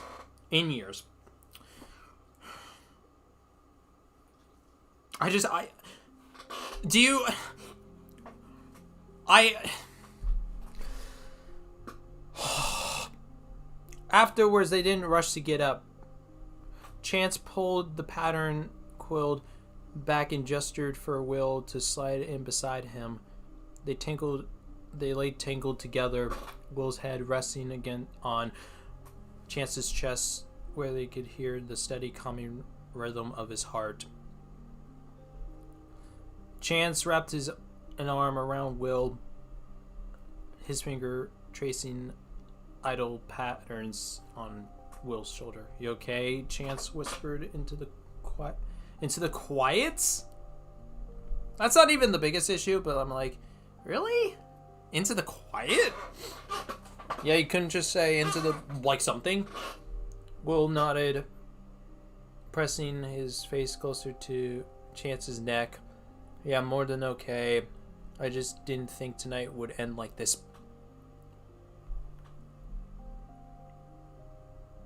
Why do they suddenly care so much about each other so much, bro? This makes me so mad. Yes, yes, yes, yes, yes. God, this is fucking awful. Like, in a way, because it's like, I'm sorry. Like, I look at, like, okay, I'm gonna keep reading it. And I'll give my opinion on why this is bullshit. I was hoping it would. Chance fucking. So you, okay. Does this fucking imply that fucking Chance was just fucking setting himself up for fucking to basically have a one-night stand with Will? Does this not set up a one-night stand? He kissed the top of Will's head. I was terrified you were going to say no, or that you were going to hate me for even asking. Bychancers are grasping at straws. This is so entertaining. God, yeah. I could never hate you for...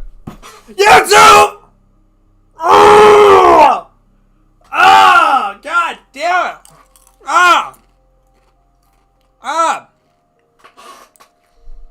This is my replacement for alcohol. I don't drink, by the way, so it's like basically, I suffer myself with the pain of heat. Will says I could never hate you for this. Will says softly. He looks up me in Chance's eyes. Thank you for being real. You God, no.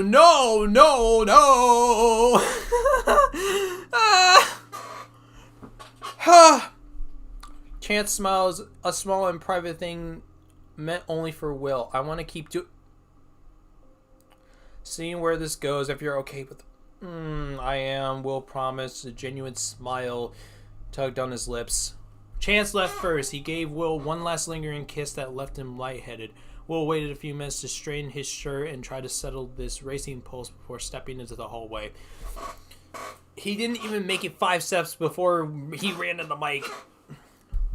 Mike looked like he had been pacing, his face pale, his eyes rimmed with red. He looked at Will like he'd been betrayed. Oh my God. Oh. So that's it. Mike says quietly. Mike, not here. Not here, Mike scoffed. You disappeared with him and I'm supposed to just pretend I didn't see it. It's none of your business, Will says, trying to keep his voice low. Mike laughed sharply. You don't get to say that after everything we've been through. What does that even mean? Will snaps. You don't own me. That's not what I'm saying. Mike says quickly. I just thought we were supposed to talk to each other about stuff like this. I tried, Will said. You never listened. That's not fair. Isn't it? Will shot back. You only notice when I stop orbiting you. Mike's breath stumbles. You don't know what you're talking. You don't know what you're doing. Don't, Will says. Just don't. Angry tears start welling in his eyes, but he refused to let Mike have this. You're gonna get hurt, Mike said. He's one of them. He made your life hell. And he apologized, Will fired back. I don't think fucking apologizing makes much of a damn difference, if I'm being honest, in this situation. Did he ever apologize for pretending you didn't see what was happening to me? Mike went quiet. His eyes were glassy now. I was scared. So was I, Will said. Every day. Mike's voice cracked. I just didn't think it would be like this. Like what? Will asked. Like I'd lose you. Mike said. Will exhaled sharply. You didn't lose me. You just never wanted me the way I needed you.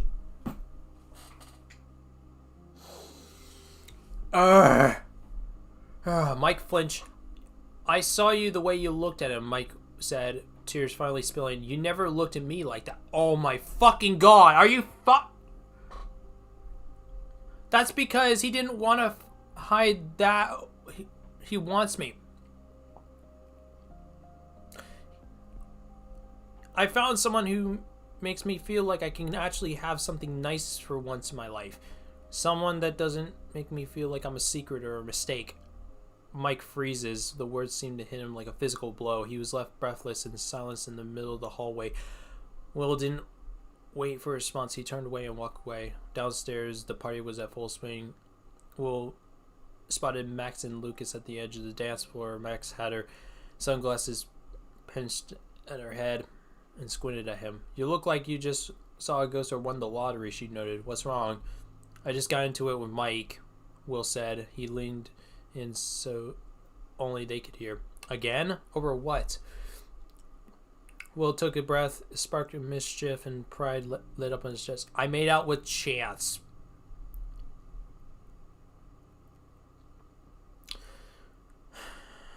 Lucas' jaws...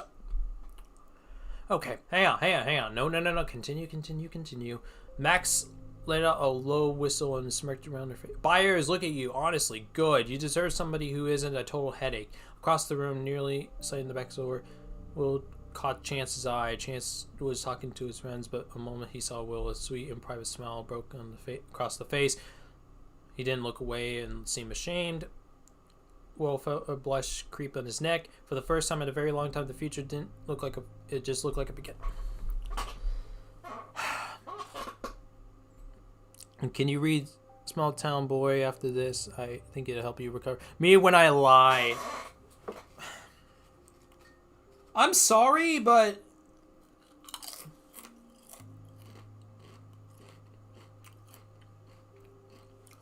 it's such a lie. It's such a fucking lie. Like, the problem with it is, like, the way that they have the entire thing of, like, oh, so-and-so, these characters would be great together. It's like, no, it's a fucking lie. Like I look at it and I'm like, ugh, like it, oh, God, this is, like, ugh. Like, I don't get, like...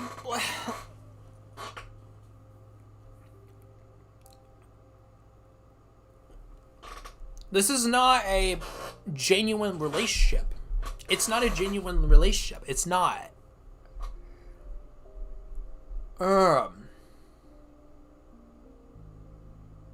God, it's not a genuine relationship. That's the thing. I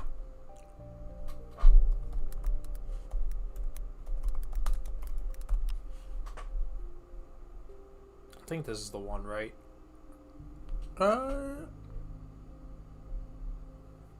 Like, I'm sorry, but, like, the fact that I'm just, like, the problem with it is, like, it's the idea of genuinely trying to act like that the entire thing in itself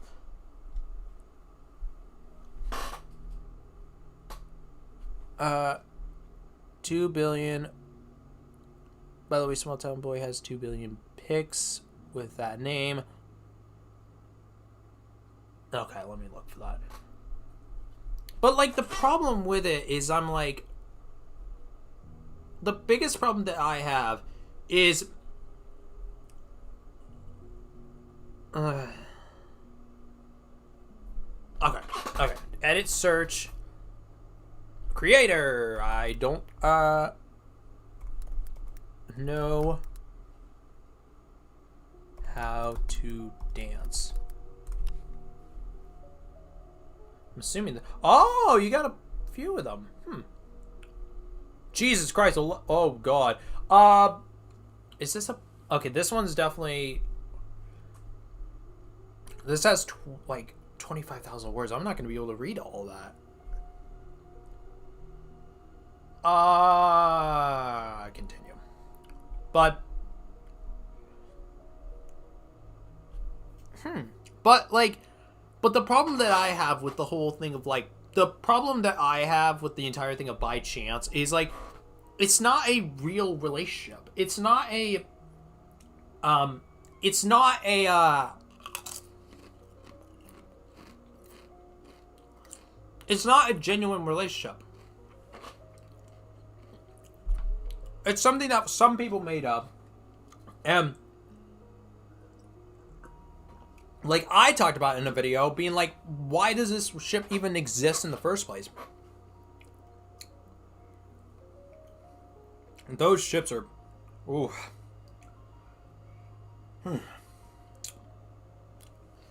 Like, some of the fan art is good and everything, but at the same time, I'm like... It's good. Some of the fan art is great. I said some of the fan art is good and everything, but, like... I guess in a certain stance, I'm like, ugh. That kind of... Ugh. It just didn't give me a good kind of aspect. It's all fan made. I want something genuinely for Will. I think it all started because of a leaked rumor. Yeah, that's somebody said the same thing too. I think it was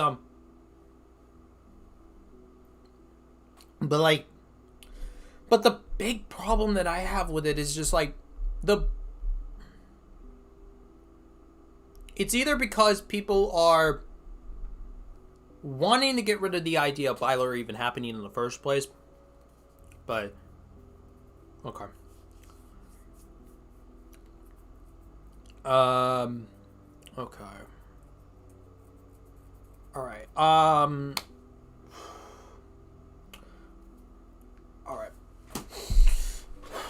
Okay, I'm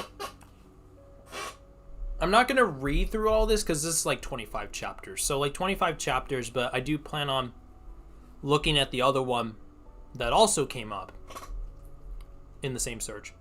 For the past 2 years, Mike Wheeler hasn't usually let himself feel things. Obviously, he has feelings.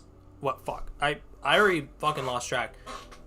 Obviously, he has feelings. He loves his friends. He likes Elle, not loves, because, well, he's not in love with Elle. He loves Elle, but not in love. He appreciates his family, but he's been hiding that feeling for so long that he almost forgot it existed. Almost. Mike's eyes dart from the nervous but determined demeanor of Elle over to Byers, who's sitting next to his mother and bathed in red light from the truck they've been in for the past few minutes.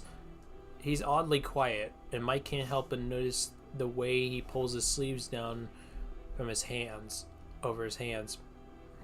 He's always does that when he's nervous. He does the same thing in the radio station before. That's exactly what Mike doesn't want to think about, but it's too hard to. And I had this crush on someone. Even though I know they're not like me.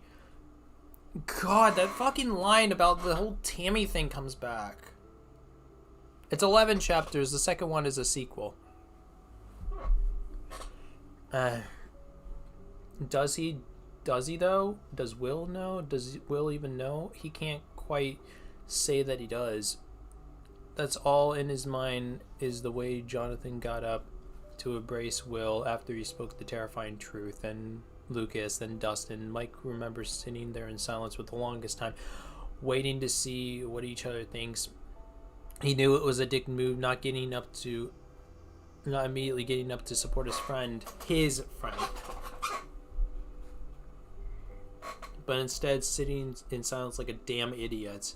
The small, selfish part of him ached to see what everyone else would think. When the tearful Joyce hugged Will in the way that Mike could only dream and sit and stare and yearn and not want just Will, but that love and acceptance that he'd been needing ever since. The vehicle suddenly lunges to a stop and he realized he had been staring at Will the whole time. Everybody jostles around from the arrival. Will's eyes land on Mike, and they lock eyes for just a second too long. Mike feels this delicate Mike feels this delicate hand on his shoulder, and he turns to see Elle looking at him with his penetrating but gentle glaze.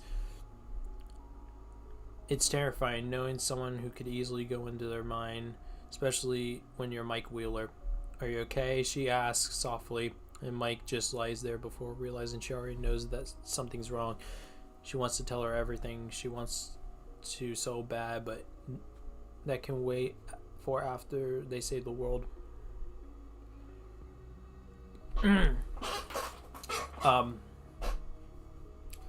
Before he can reply, the door opens and El, Kai, Hopper, and Murray leave the vehicle. Goodbyes are exchanged, and Mike tries not to stare too long when Will and Elle share a final hug. When Elle approaches Mike, Lucas murmurs some teasing remarks that revolves the word lovebirds. Elle hugs him, though it's loose and a bit awkward, reminiscing the hug he gave to Will at the airport last year. Even though hugging his ex-girlfriend, his mind is still on Will fucking Byers. They broke up about 6 months ago in private, never really gave the others a reason why, but they both knew it was for the best. Elle wanted to be independent, and Mike just wanted to make up some lie to not wanting any regrets. But now that statement feels truer than ever. The hug is so short that Mike barely even registers the warmth of her body against his before she pulls away and gives him a final reassuring smile, though it's clear she's trying to reassure him more than herself. He tries to smile back, and all he can muster is a guilty tug at the end of his lips. Once she leaves and the truck door shuts, he sits down, never leaving the metal floor, like it's the most interesting thing in the world. His mind is somehow racing and empty at once, but through the chaos, one question is burned into his forehead of his brain: who the hell is Tammy?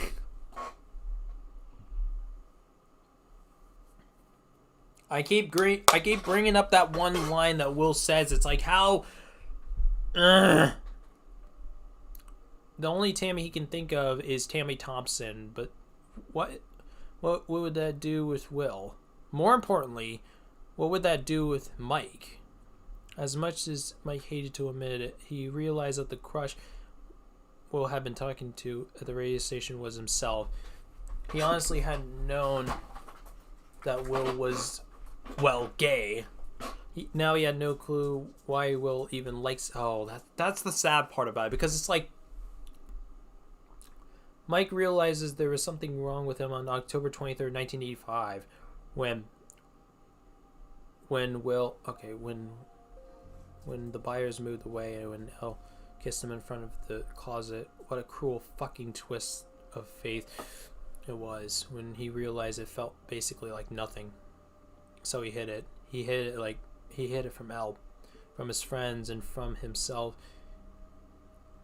He never really had the words for what his problem was, and didn't even know what the words for it until Will said it himself: "I don't like girls." God, why on earth did he have a word like that? It's like their argument had to rain all over again. It's like every kiss, every from Mike, every stolen glance at the boy who wasn't Elle are all coming back from the crushing force. Along with many other things, that was also the moment he realized the truth about the painting. Elle never commissioned anything. Why didn't he realize it sooner? God, how obvious! Had it been that Will loved him, well, that Will loved him back. He barely even moves when the van stops again. Even though this time they need to get out. As everyone heads out into the Upside Down, he still is trying to keep his thoughts from exploding out of him when he's startled by the voice he had known very well when he had grown to dread. Hey. Fucking, that reminds me of the, Spider-Verse, hey, but, okay. He looks up at Will's sculptured features. The slope of his hooked nose, the slight ruffle of his overgrown bald cut, the moles scattered all over his face. The hazel eyes he stared at constantly before his father told him it wasn't supposed to look like at boys like that. He'd remember how Will looked at the day before, the massacring the Demogorgons mere inches away from ending Mike's life. He had gone solid white, his upper lip pulled in a quivering snare. It's safe to say that Mike was definitely let the mask fall in the way he looked at his best friend that night. Hey, he forces out. Keeping his voice cold, he had gotten good at pretending not to care. Mike had to pinch his thigh to ignore the way Will's eyes crisped and worried. You worry about her? Will asked. And two things that hit Mike like a hammer to his chest: the sheer softness in his voice and the fact that he cares so much about how his and Elle's relationship is. Even though it's likely he can tell that the two of them had broken up. God, the reminder of the painting just makes everything worse. Right now, all Mike wants to hear is the soft voice that he hadn't heard since Crazy Together. But he's not allowed to want that. Not with Will. No, he murmurs, avoiding Will's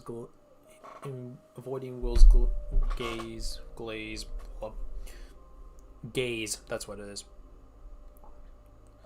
As he stands and brushes the dust off himself. I believe in her. A part of him wants to say, and you, but instead he hops off the van and doesn't offer his hand to help Will get down. She's a superhero.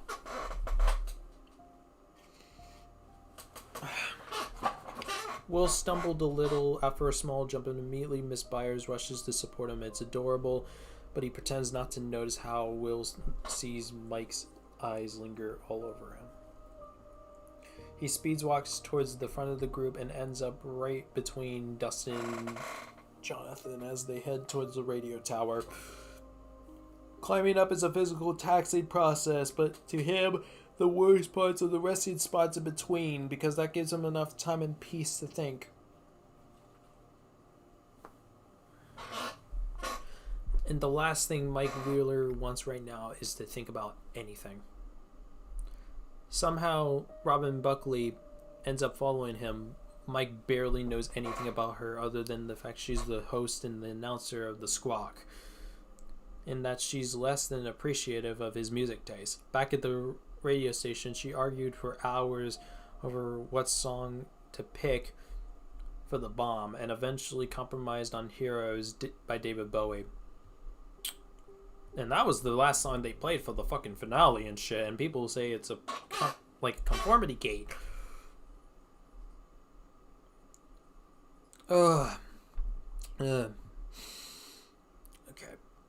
Okay. He gripped the railing tightly as they arrived to the platform halfway up the tower, trying to catch his breath. He's nowhere near made for this much activity. It's clear that Robin isn't either, but that doesn't stop her from talking. There's no argument about it. She was made to talk. Blah, blah, blah, blah. What, you made of stone or something? She teased. He could hear her smile in her voice, but he doesn't let his eyes go anywhere but the view above him. Thought of your girlfriend as your superhero, not Medusa. He winced at the word superhero. You heard that. He pants, trying to keeping the simplest tone possible. Just the bersertion, no panicking, no overthinking. I hate to break it to you, Wheeler, but everyone does. Everyone did. Every Byler in the vicinity cringed the moment that word came out of your mouth. You don't exactly have the way with words, don't you?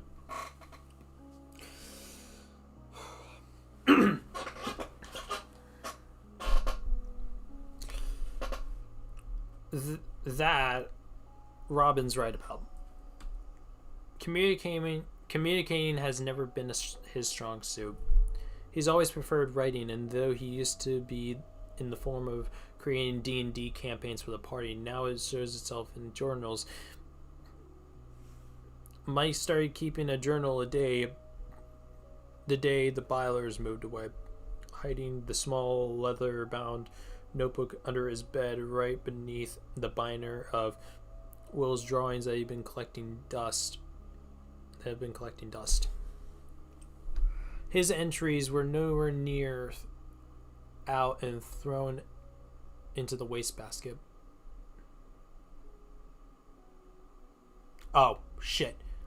His entries were nowhere near consistent. Only a part of it was actually writing about his day, but most of it were pure, unfiltered thoughts. Those pages usually got torn and thrown away in the wastebasket. Sometimes he wrote fiction, scribbling down ideas about a possible future campaign, making characters for his friends, writing letters that he never sent, letters of apologies, of doubt, of something more than friendship. Mike can lead. God, can he lead? He can plan, he can inspire, he can encourage, but he can't fucking express himself.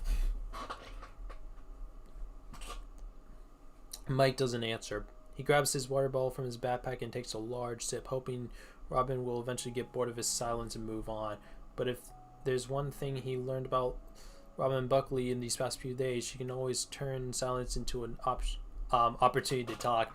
I'm going to go on a limb and say that you and Wonder Woman aren't going well. He almost spits out the water and chokes for a second. His face is red as he coughs out the water, both from embarrassment of lack of air. No, we're fine, he insists. We're fine. For some insane reason, I don't believe that.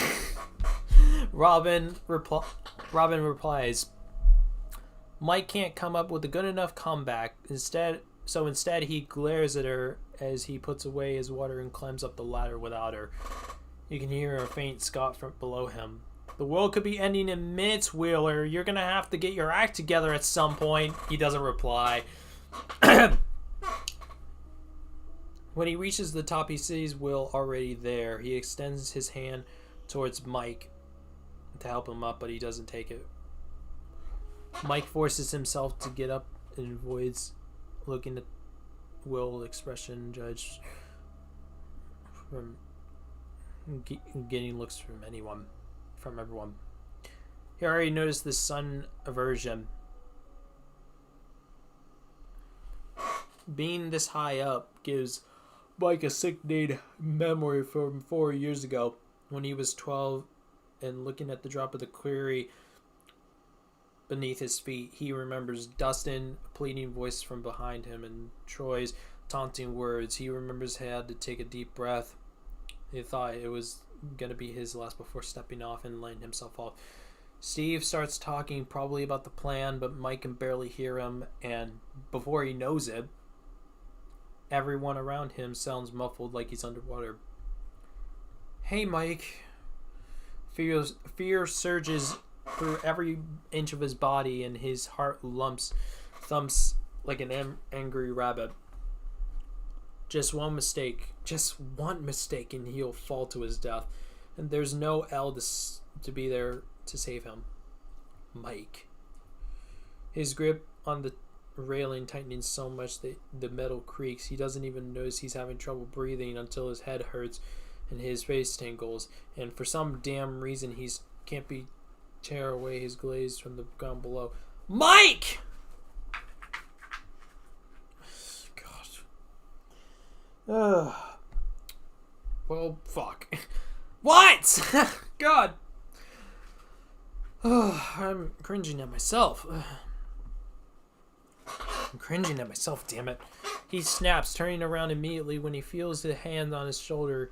He pauses when he sees Dustin standing there, his expression a mix of startle and worry. Hey, man, are you okay?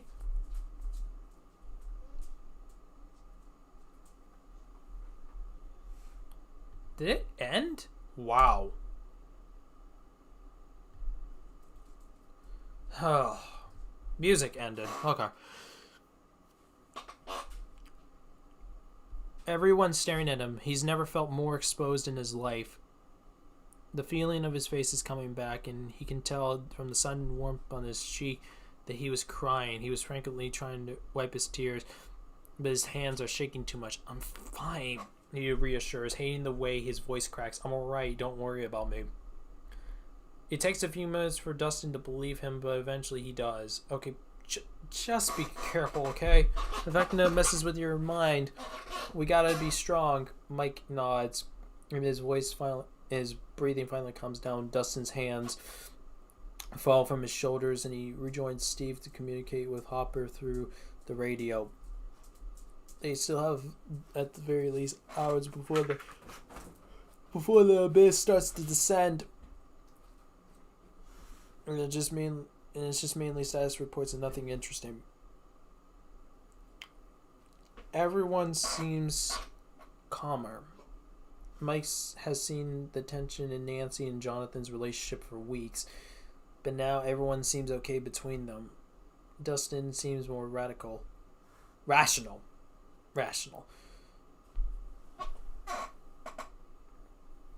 Lucas has been happier, obviously, with Max waking up. Hell, even Steve seems more content. And Will seems okay. But Mike's been cursed with the ability to know Will so well that it's obvious when something is wrong. Don't approach Will. Don't even look at him. That's what's been racing through his mind all day since the hug last night. Too much touch, too much Will, too much everything. But now he doesn't even know what to think.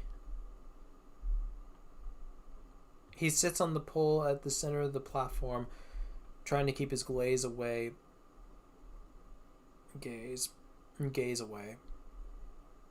from the edge as everyone starts to prepare. He isn't armed like everyone else, not to mention he barely given any functional job.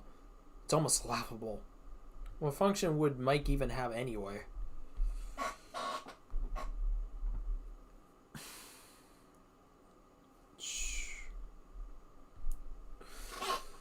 Oh, shit.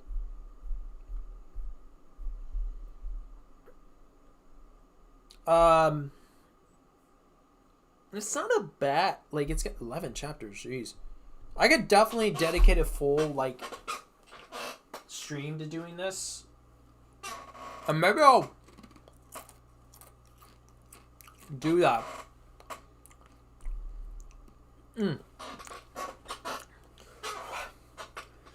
Those chips are hot. These chips. Whew. But, I could say with a lot of confidence that it's actually a decent enough story. I think this was like... So this was done after. This was done after the fact, so okay.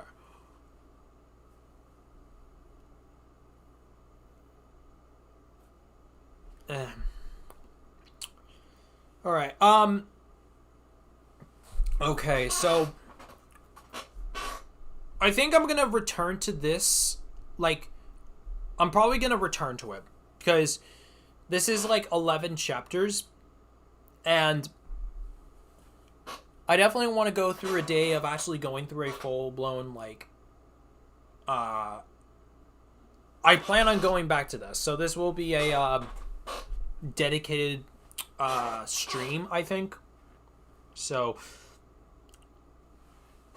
I'll probably have it planned for the 31st so I can actually do that. But, not bad so far. Like, it looks good. Oh. Immediately the events of Season 5, Episode 7, basically the finale, but someone who actually cares about queer representation. Yay, yeah, it's a bit long, but it's a roller coaster, yeah. I think I'm going to dedicate this for a full stream. So... this is... Chips are hot. Alright, I'm gonna take a small break, and then I'm probably gonna do a couple more, like, of the shorter Byler ones. And then maybe we'll do one last, like, by chance one. But... it's a... okay. Oh, God. All right. All right. All right. Okay. I'm going to take a small break, or take a small bathroom break, and then I'll...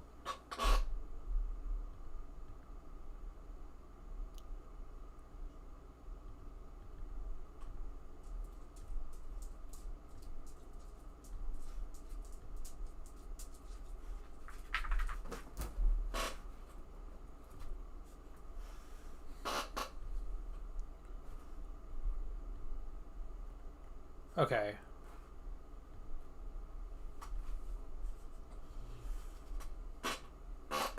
What is happening to the fucking audio?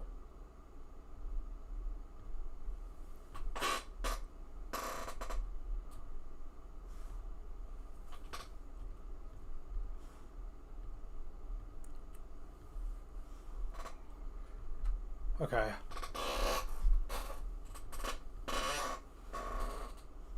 Okay, I'm gonna check the audio real quickly because I'm noticing that.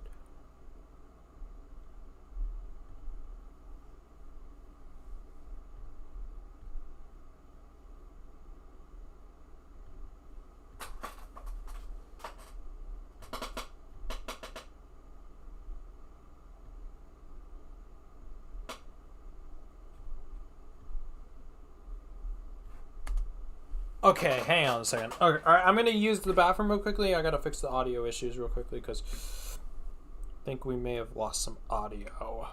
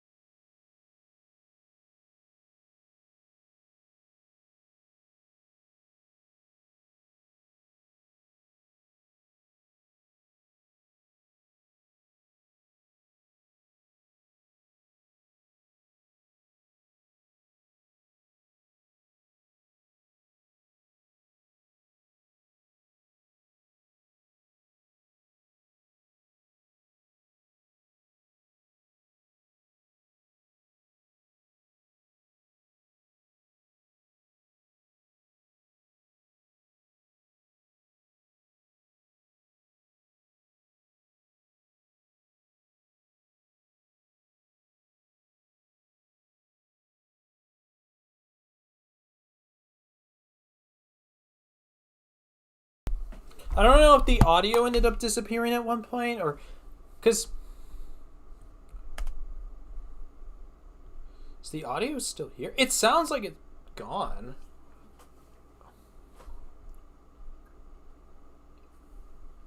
What is...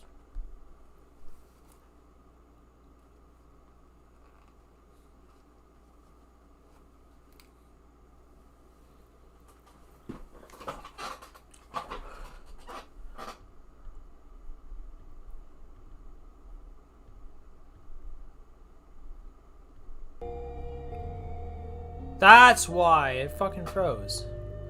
Okay, shit. Okay. That's why, okay.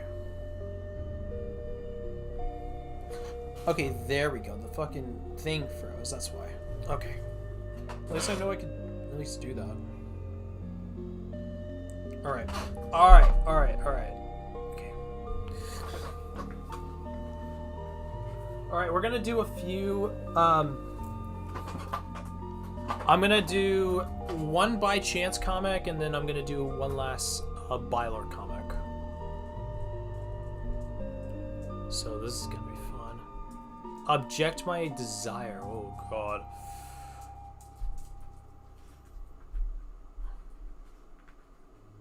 Quick idea as Bychance deserves the world. Okay. Alright. Jeffrey Dahmer's crimes are okay. All right, one last Bychance, and then one last Byler comic. Alright, let's see here. Okay, this has how many chapters? Okay, it's got 2. Okay, it's got 900 words. Okay, this won't take very long. Alright, let's do this. And don't forget the deadline is at Friday, 3 p.m. Great. The entire weekend is already ruined. As soon as Will would hand in his project, he wouldn't have to switch off and would have to keep thinking. What if it's not good enough? What if I chosen blue instead of red? What if it's not original enough? All these questions weighed on Will. The Mind Flayer and Vecna were history, and yet they were finding their ways into his work. Jonathan called it a coping mechanism. He was right, but it pissed him off. So, have Jason and Andy said they're coming yet? Isn't Jason dead, or is this like a different Jason?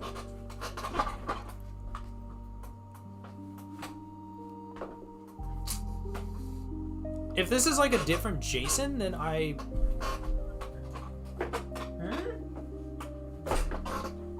Jason is dead. He's been dead since season 4. Ugh. Chance smiled as they sat together in their dorm on opposite sides.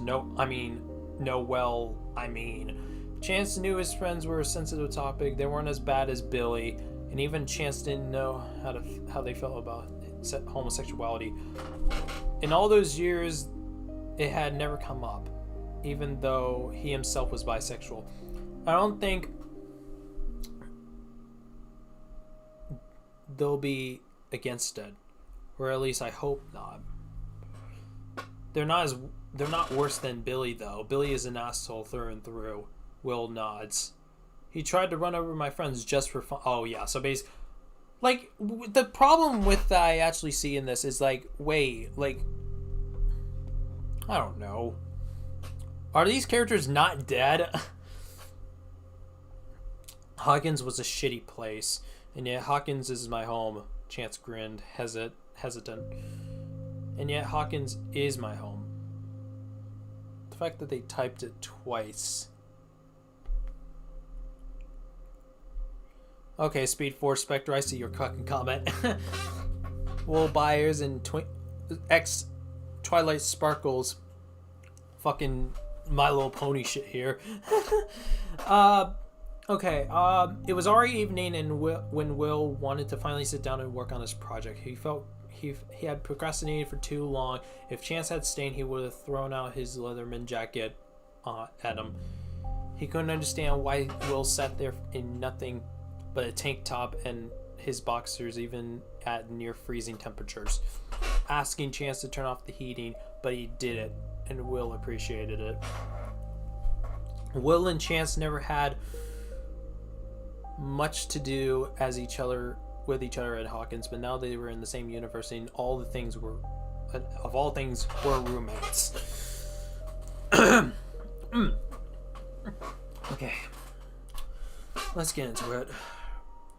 At some point, however, Will lost track of time and screamed at when Chance burst into the room, yelling his name. "Shit, Byers, turn on the TV right now!" Chance was Jonathan.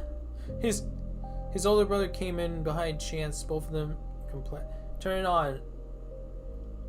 Jonathan raised his voice at him was new. Will obeyed immediately when Jonathan realized he had just woken up. He knew it had to be serious, and the thought it was Hawkins. In the corner, the time is 8 a.m. Shit, Chance, it's 8 a.m. Shh. Will couldn't make out much. Everything was too blurry. He only vaguely caught Milwaukee gay bars, serial killers, and the name Jeffrey Dahmer. Chance looked at him intently. That was one of the bars we went to sometime. That asshole. Well, I'll tell you immediately that the Will Byers gay rights, yeah. I will tell you that, like, immediately this is better than the last, like, Bychance thing so far. Will jumped up and pulled him into his arms as Chance couldn't hold himself together anymore and burst into tears. I could have been one of those guys they found in his apartment. Will stroked his back, soothingly while Jonathan went to the door and put the water on the boiler onto boil. Upset, Chance let himself onto Will's bed after the shoulder led to him. Okay, I think this music's a little loud. A little loud? Okay, yeah, there we go.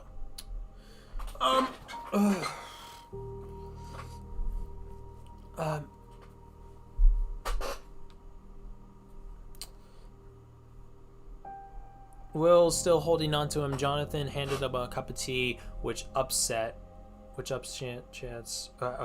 Which Will passed on to Chance. But you're here talking about what could have happened doesn't help. It doesn't make up the facts any less awful. I hope the monster gets locked away forever. Hopefully you can get the victims, families, and almost victims some comfort. Will, don't you get it? I would have been one of them, but you stepped in.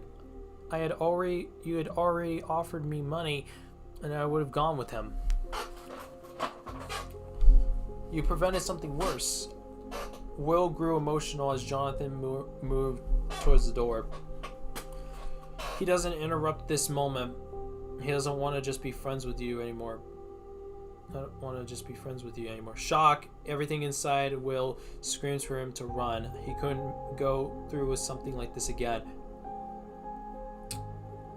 I mean, I can kind of see it. A hesitation moment later, Will felt Chance's lips on his. At the same moment, the door closed. And at least he thought was somebody else still in the room with him. I'm sorry, Chance blushed. He had never been aware of himself, but he should have known that Will was more to him than just a roommate and a friend. You are an honest-to-God miracle. Will smiles for Chance. That smile said everything he needed to know. Alright, okay. Chapter 2, we go. It had already been a couple of days since Will and Chance kissed, yet the deadline of their project was approaching faster and faster. Will's face was covered in paint, his clothes stained with more color than any student should reasonably have on them, and still Chance lost his breath at the sight. Will at his element without worries with simply himself. He didn't even notice Chance entering the room. Chance stepped up at him, his back towards him. The room quiet, only brush strokes and Will's steady breathing filled the air. The gap between them was barely existent. Under the touch of Chance's hands on his stomach, he practically melted as Chance wrapped his arms around him. Careful, the paint's still wet. Chance laughed as he heard the worry in his voice. I don't care, you just look stunning.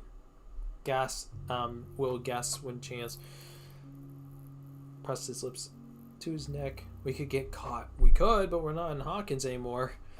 And it's not like we're gonna have sex in here. But we could. Can't believe it. Is William Byler suggesting a quickie in the class? Oh my fucking god!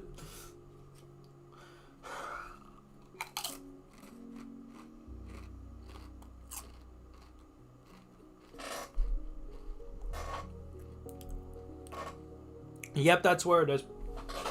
Yep.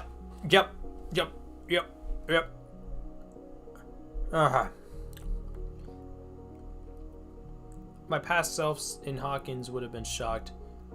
Will smiled and turned around in his embrace. And who said anything about a quickie? His mischievous grin made Chance weak. You know, I've always wondered what you look like in your Letterman's jacket. That is only in your Letterman's jacket. I can't believe it. You're such a... Oh, God. You're such a filthy brat, possibly.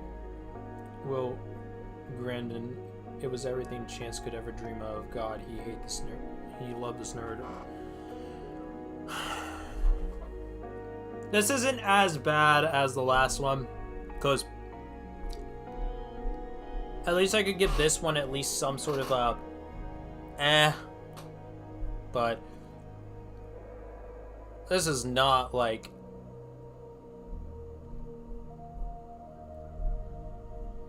I mean, I'm not gonna say it's the worst. I'm not gonna say it's the worst. But the problem is that, like, the way that they did it, like, I just don't like it.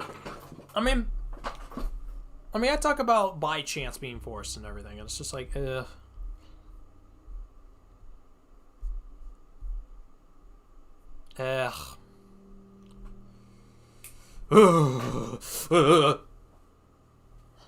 Okay, we have got one more, and there it is. But 26,000 works for those.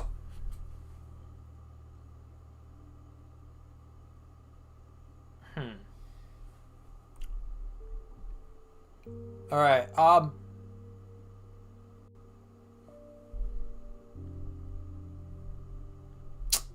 I gotta think about which one do I want to do last, because this is my last one for this one. I want something simple. Date updated. Let's do hits.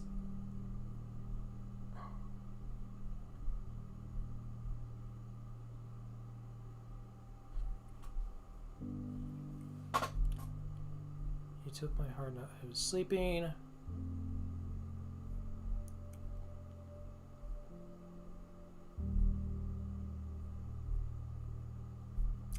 I think what I'm gonna do is I'm gonna put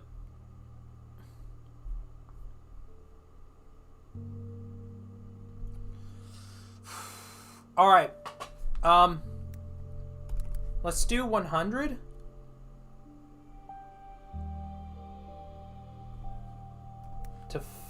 Actually, let's do,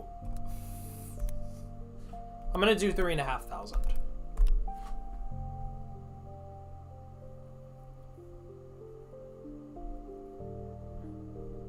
Okay, let's see here. Oh, whoa, wow, oh God, Jesus.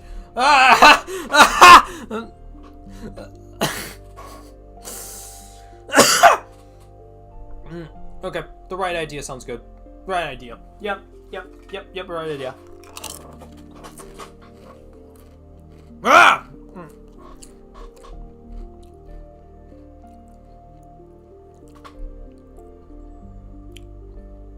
Well, Ethan, of course you're reading this, of course.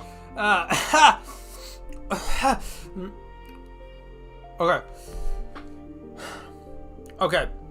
Last one, the right idea.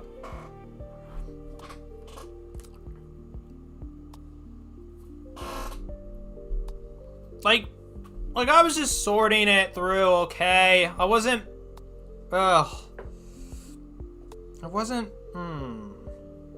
really don't like it. Don't like it. Alright.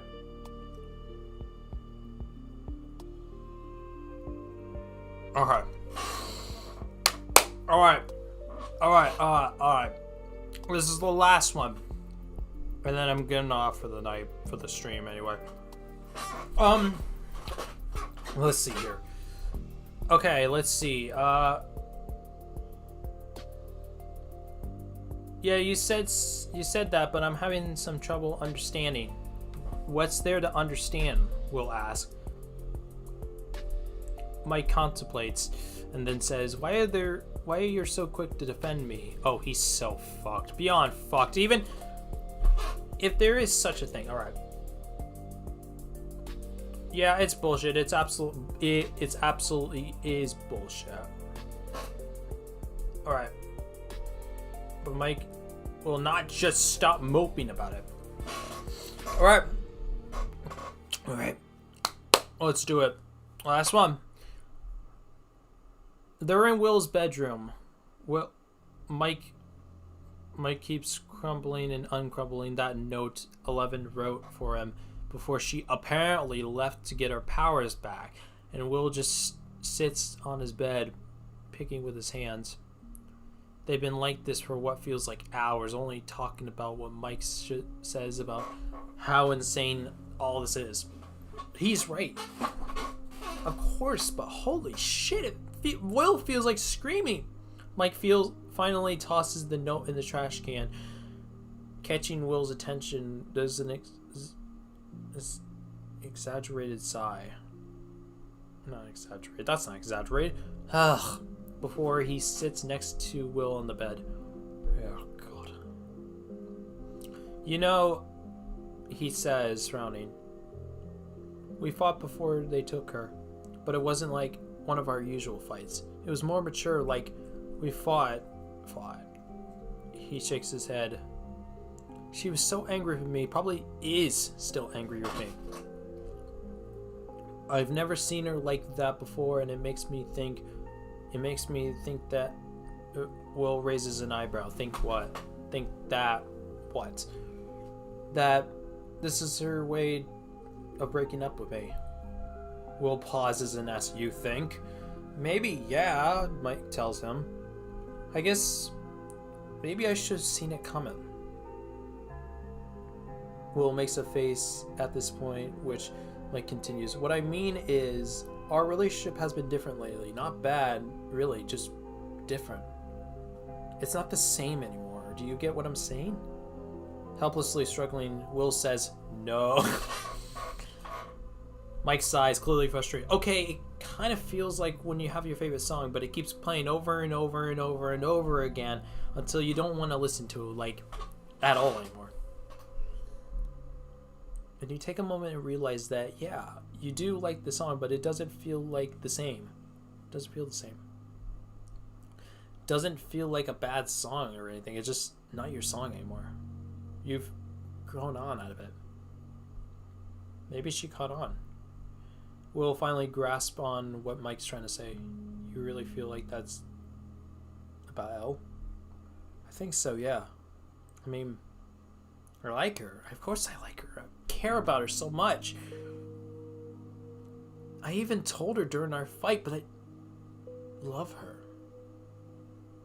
I mean, I don't love her like I used to, but I don't want anything I don't want anything bad to happen to her because of that. I don't want her to think I hate her or something, but I also can't stand thinking she hates me. Mike looks on the ground. Sorry, I'm probably really annoying as it is. Will shakes his head. No, don't be sorry. You don't have anything to be sorry for.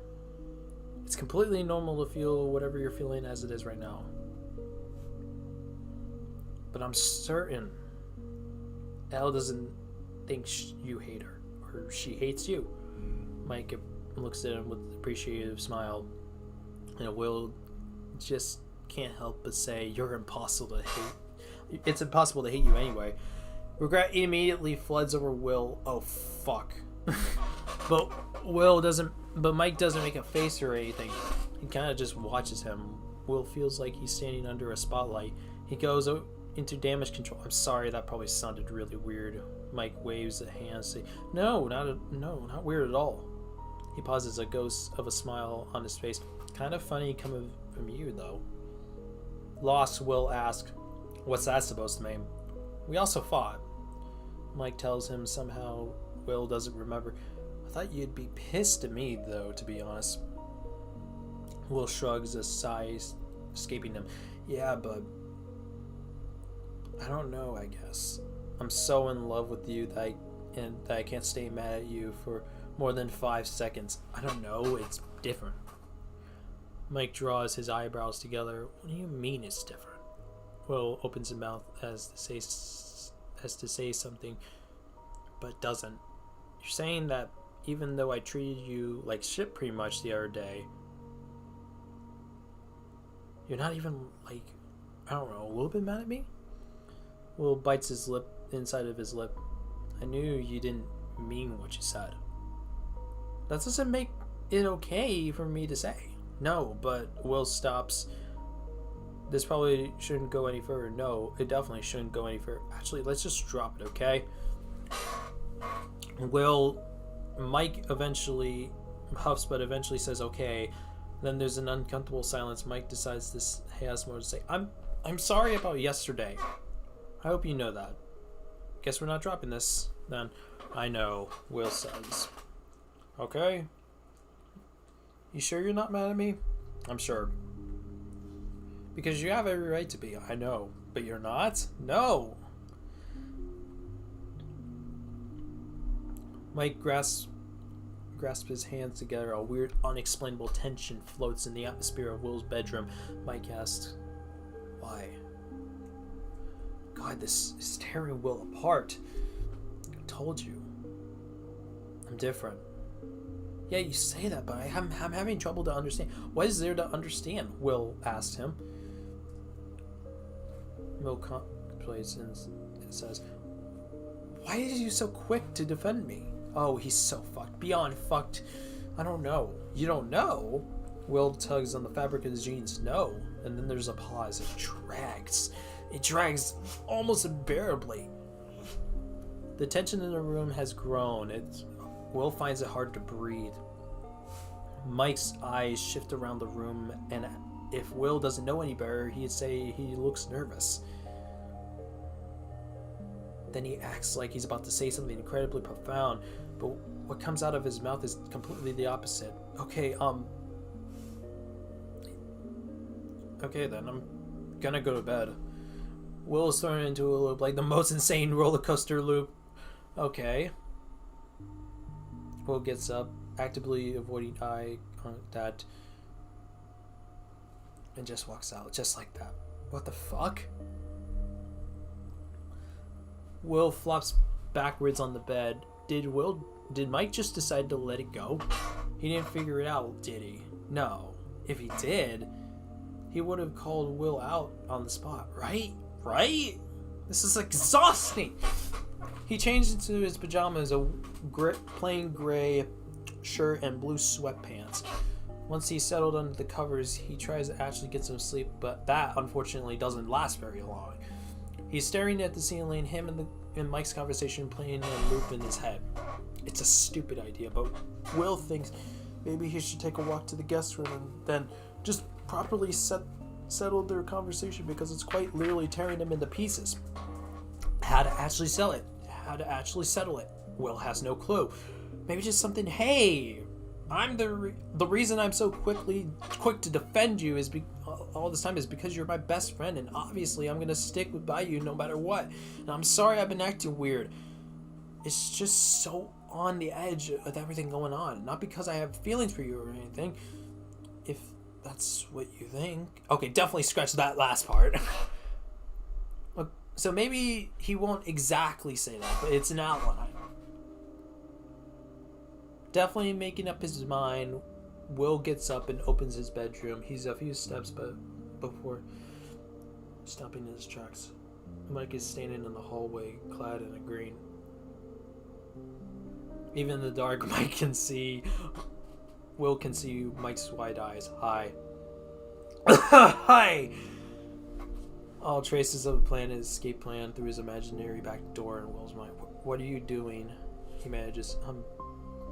Just walking. Will gestures to his bedroom. Were you? No, he says way too quickly. No, just using the bathroom. Will, absolutely dumbfounded, was behind Mike. The bathroom's that way.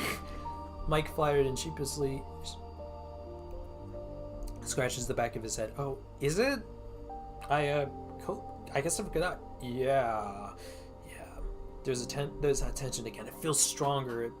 Mike points over the shoulder. Okay. Well, no, it's okay. But Mike doesn't turn that way. Maybe this is a chance to finally say something to get some goddamn sleep. Hey, Mike. About our conversation. You don't have to explain yourself. I just wanted to say, really, Will, it's fine. No, it's not. Will takes a minute to contemplate before. I just wanted to make sure I didn't give you the wrong idea or anything. The wrong idea? Yeah. What do you mean by that? Mike eyes him up and down. Will opens his mouth but chooses to chicken out. You know, never mind. I'm going to bed. Nice one, Byers. Mike, still watching, says, okay, me too. Good night. Good night. So Will just walks back to his bed, to his room, closing the eyes, closing the doors behind him.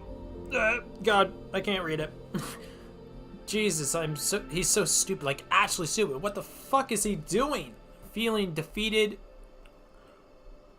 Will sinks to the floor, back against the door. Now, Mike obviously knows something's up. It's eating at Will's insides. He feels like he's a fucking idiot.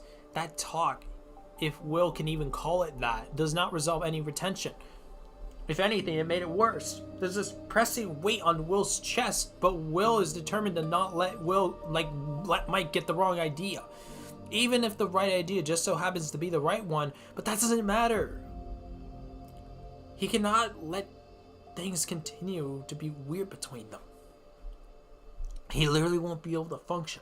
So he stands up with this newfound ounce of courage, takes a deep breath, and opens the door. He freezes instantly. Mike is standing outside the hallway.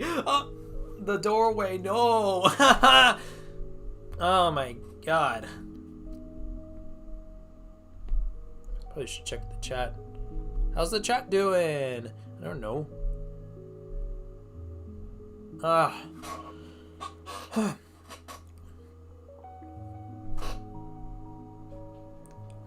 He notes that his breathing is off. It's unsteady, almost. Neither of them say anything. They just stare at each other. There's an unfamiliar gleam in Mike's eyes. Something Will is sure he has never seen. Part of his confliction that he can place, but there's something else, something new. Mike's expression is intense, to say at least. He bites his lip. Will blinks helplessly. You said you were going to bed. And so did you. Guess we're both liars, Mike says before taking Will's face in his hands and kissing him. Will thinks his brain must have stopped working because he's too stunned to respond. So Mike pulls away, horrified. Oh my fuck, I'm so sorry! Will just stares at him. I really thought that shit, I'm so... Will wraps his arms around him, cutting him off with his lips. A hum of surprise immense from Mike's throat. No, Will says when he pulls away. His voice is uneven, jagged. No, you got the right idea. Mike's hands slowly come to rest on Will's waist. Oh, good. This is corny in a way, but he says simply before diving into to kiss him again. Is this real? Or did Will drop dead suddenly from a heart attack and somehow is in some sort of afterlife? His hands find a way to Mike's hair and he gives him an experimental tug. Mike groans and this is real. They kiss like that for a while and Will is absolutely reeling because of everything. No other words needed.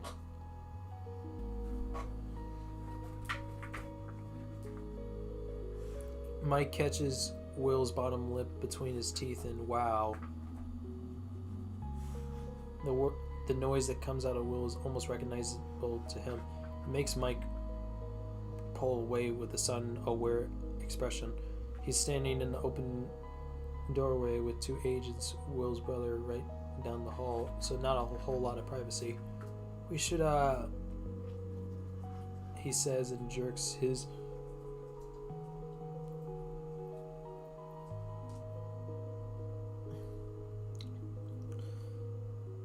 He says and jerks his head towards the door. Yeah. Will says, wasting no time in yanking him by his pullover and closing the door behind him. Now this must have done something, because once Will turns around, Mike pushes him against the door, pinning him. Will, feeling like the wind just got knocked out of him, he just says, holy shit. He takes the back of Mike's neck and pulls him back into a kiss with come here. Mike smiles into a tightening the grip he has on Will's shirt.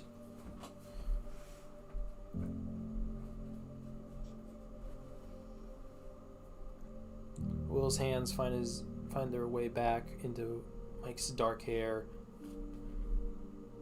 pulling softly at his curls. Mike kisses the corner of his mouth, then down the jawline, and then he kisses down the neck, open mouth. Will tilts his head back against the door in order to give him more accents, his eyelids fluttering rapidly, and he can pretty much hear his own heartbeat in his ears right now. He bites down hard on his lip when he feels Mike's teeth tread along the sensitive skin.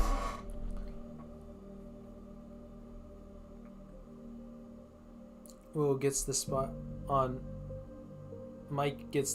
Will's neck that just sends a pulse of electricity up his spine.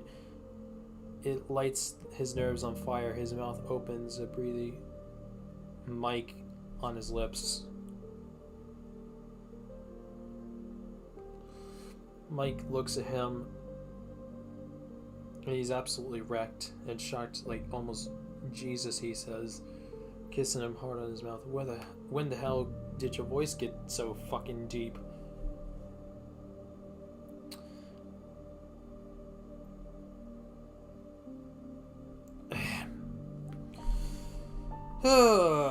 This is what you get yourself into.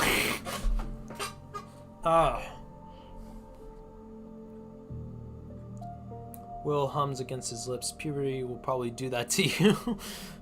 With a chuckle, Mike shakes his head. Shut up, he says, and deepens their kiss. Will wraps one of his legs around Mike's, trying to pull him closer, despite there not being enough room to do so. They're so pressed up together that Will can feel Mike's rapid heartbeat. Then Mike, ever so delicately,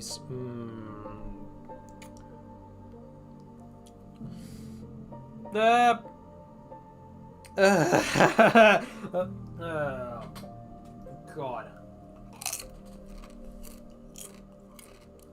And Mike, ever so delicately.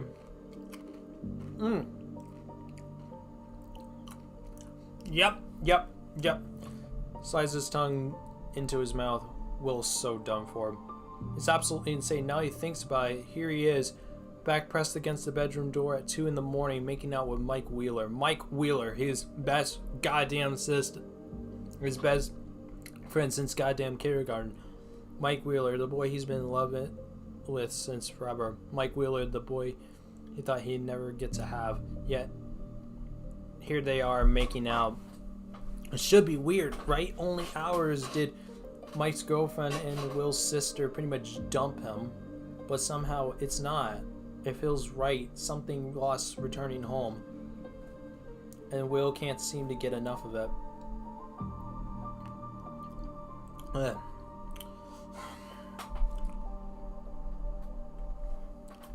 Okay, wait.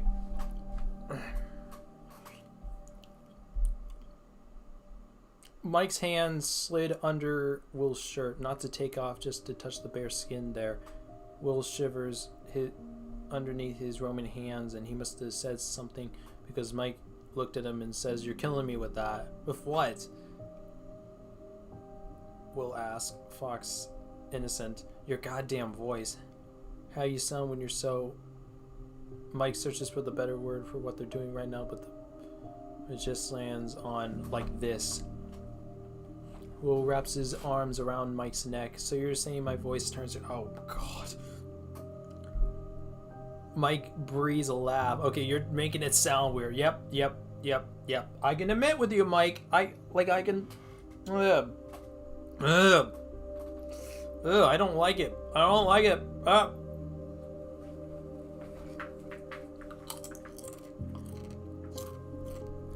I am not. Yes, you are. Nope. No. You are. Will cuts him off with a kiss. "Keep being loud and you're gonna get us caught," he whispers, his voice low and deep. "Did you do that on purpose?" "Maybe."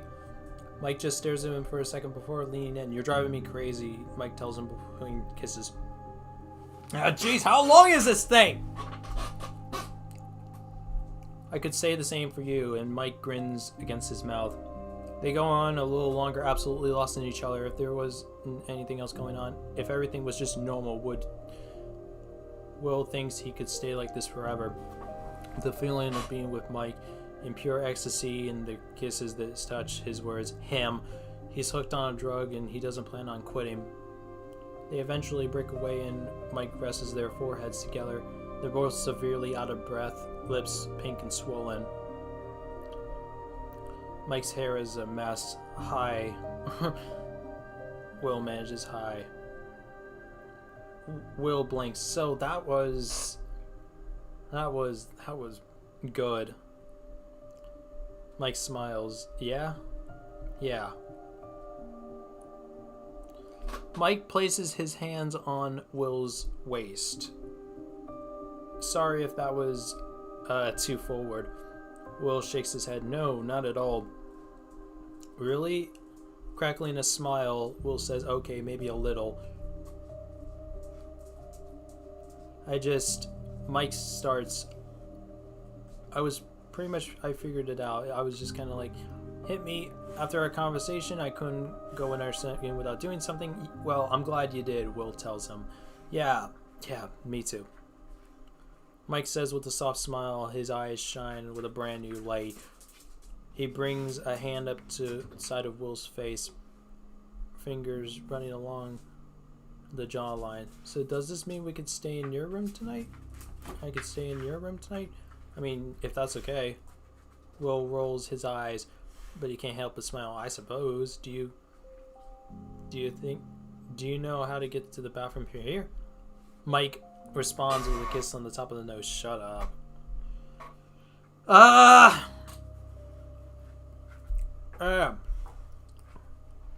Okay, I should probably check the comments.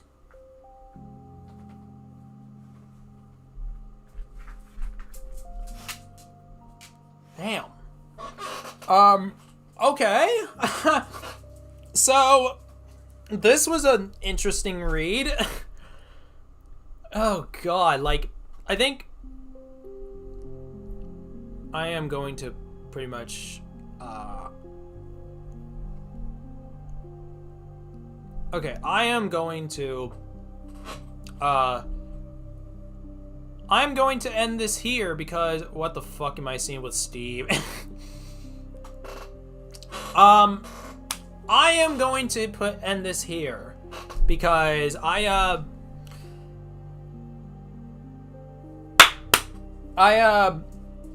got to get some things done, and I wanted to do this stream, but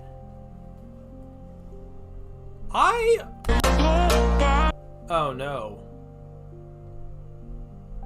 But I do gotta say that I hope everybody enjoyed this stream. Oh god, this is, oh my god, this was an interesting trip. This was an interesting trip. I never expected this to go as interesting as it did. But I guess I could say thank you guys so much for watching this little stream thing. I guess this was actually far more of an interesting trip than anything, but I hope you guys enjoyed this. But I don't know how this is gonna do. Like I kind of did this for the sake of seeing how this would go, but thank you guys so much for watching this little stream, and I am going to be I have a video ready for Monday, so that'll be fun. But I hope everybody enjoyed this video, or this actual stream and everything, but this was interesting. But yeah, I'll see you guys next time. Like, I hope everybody enjoyed. Bye.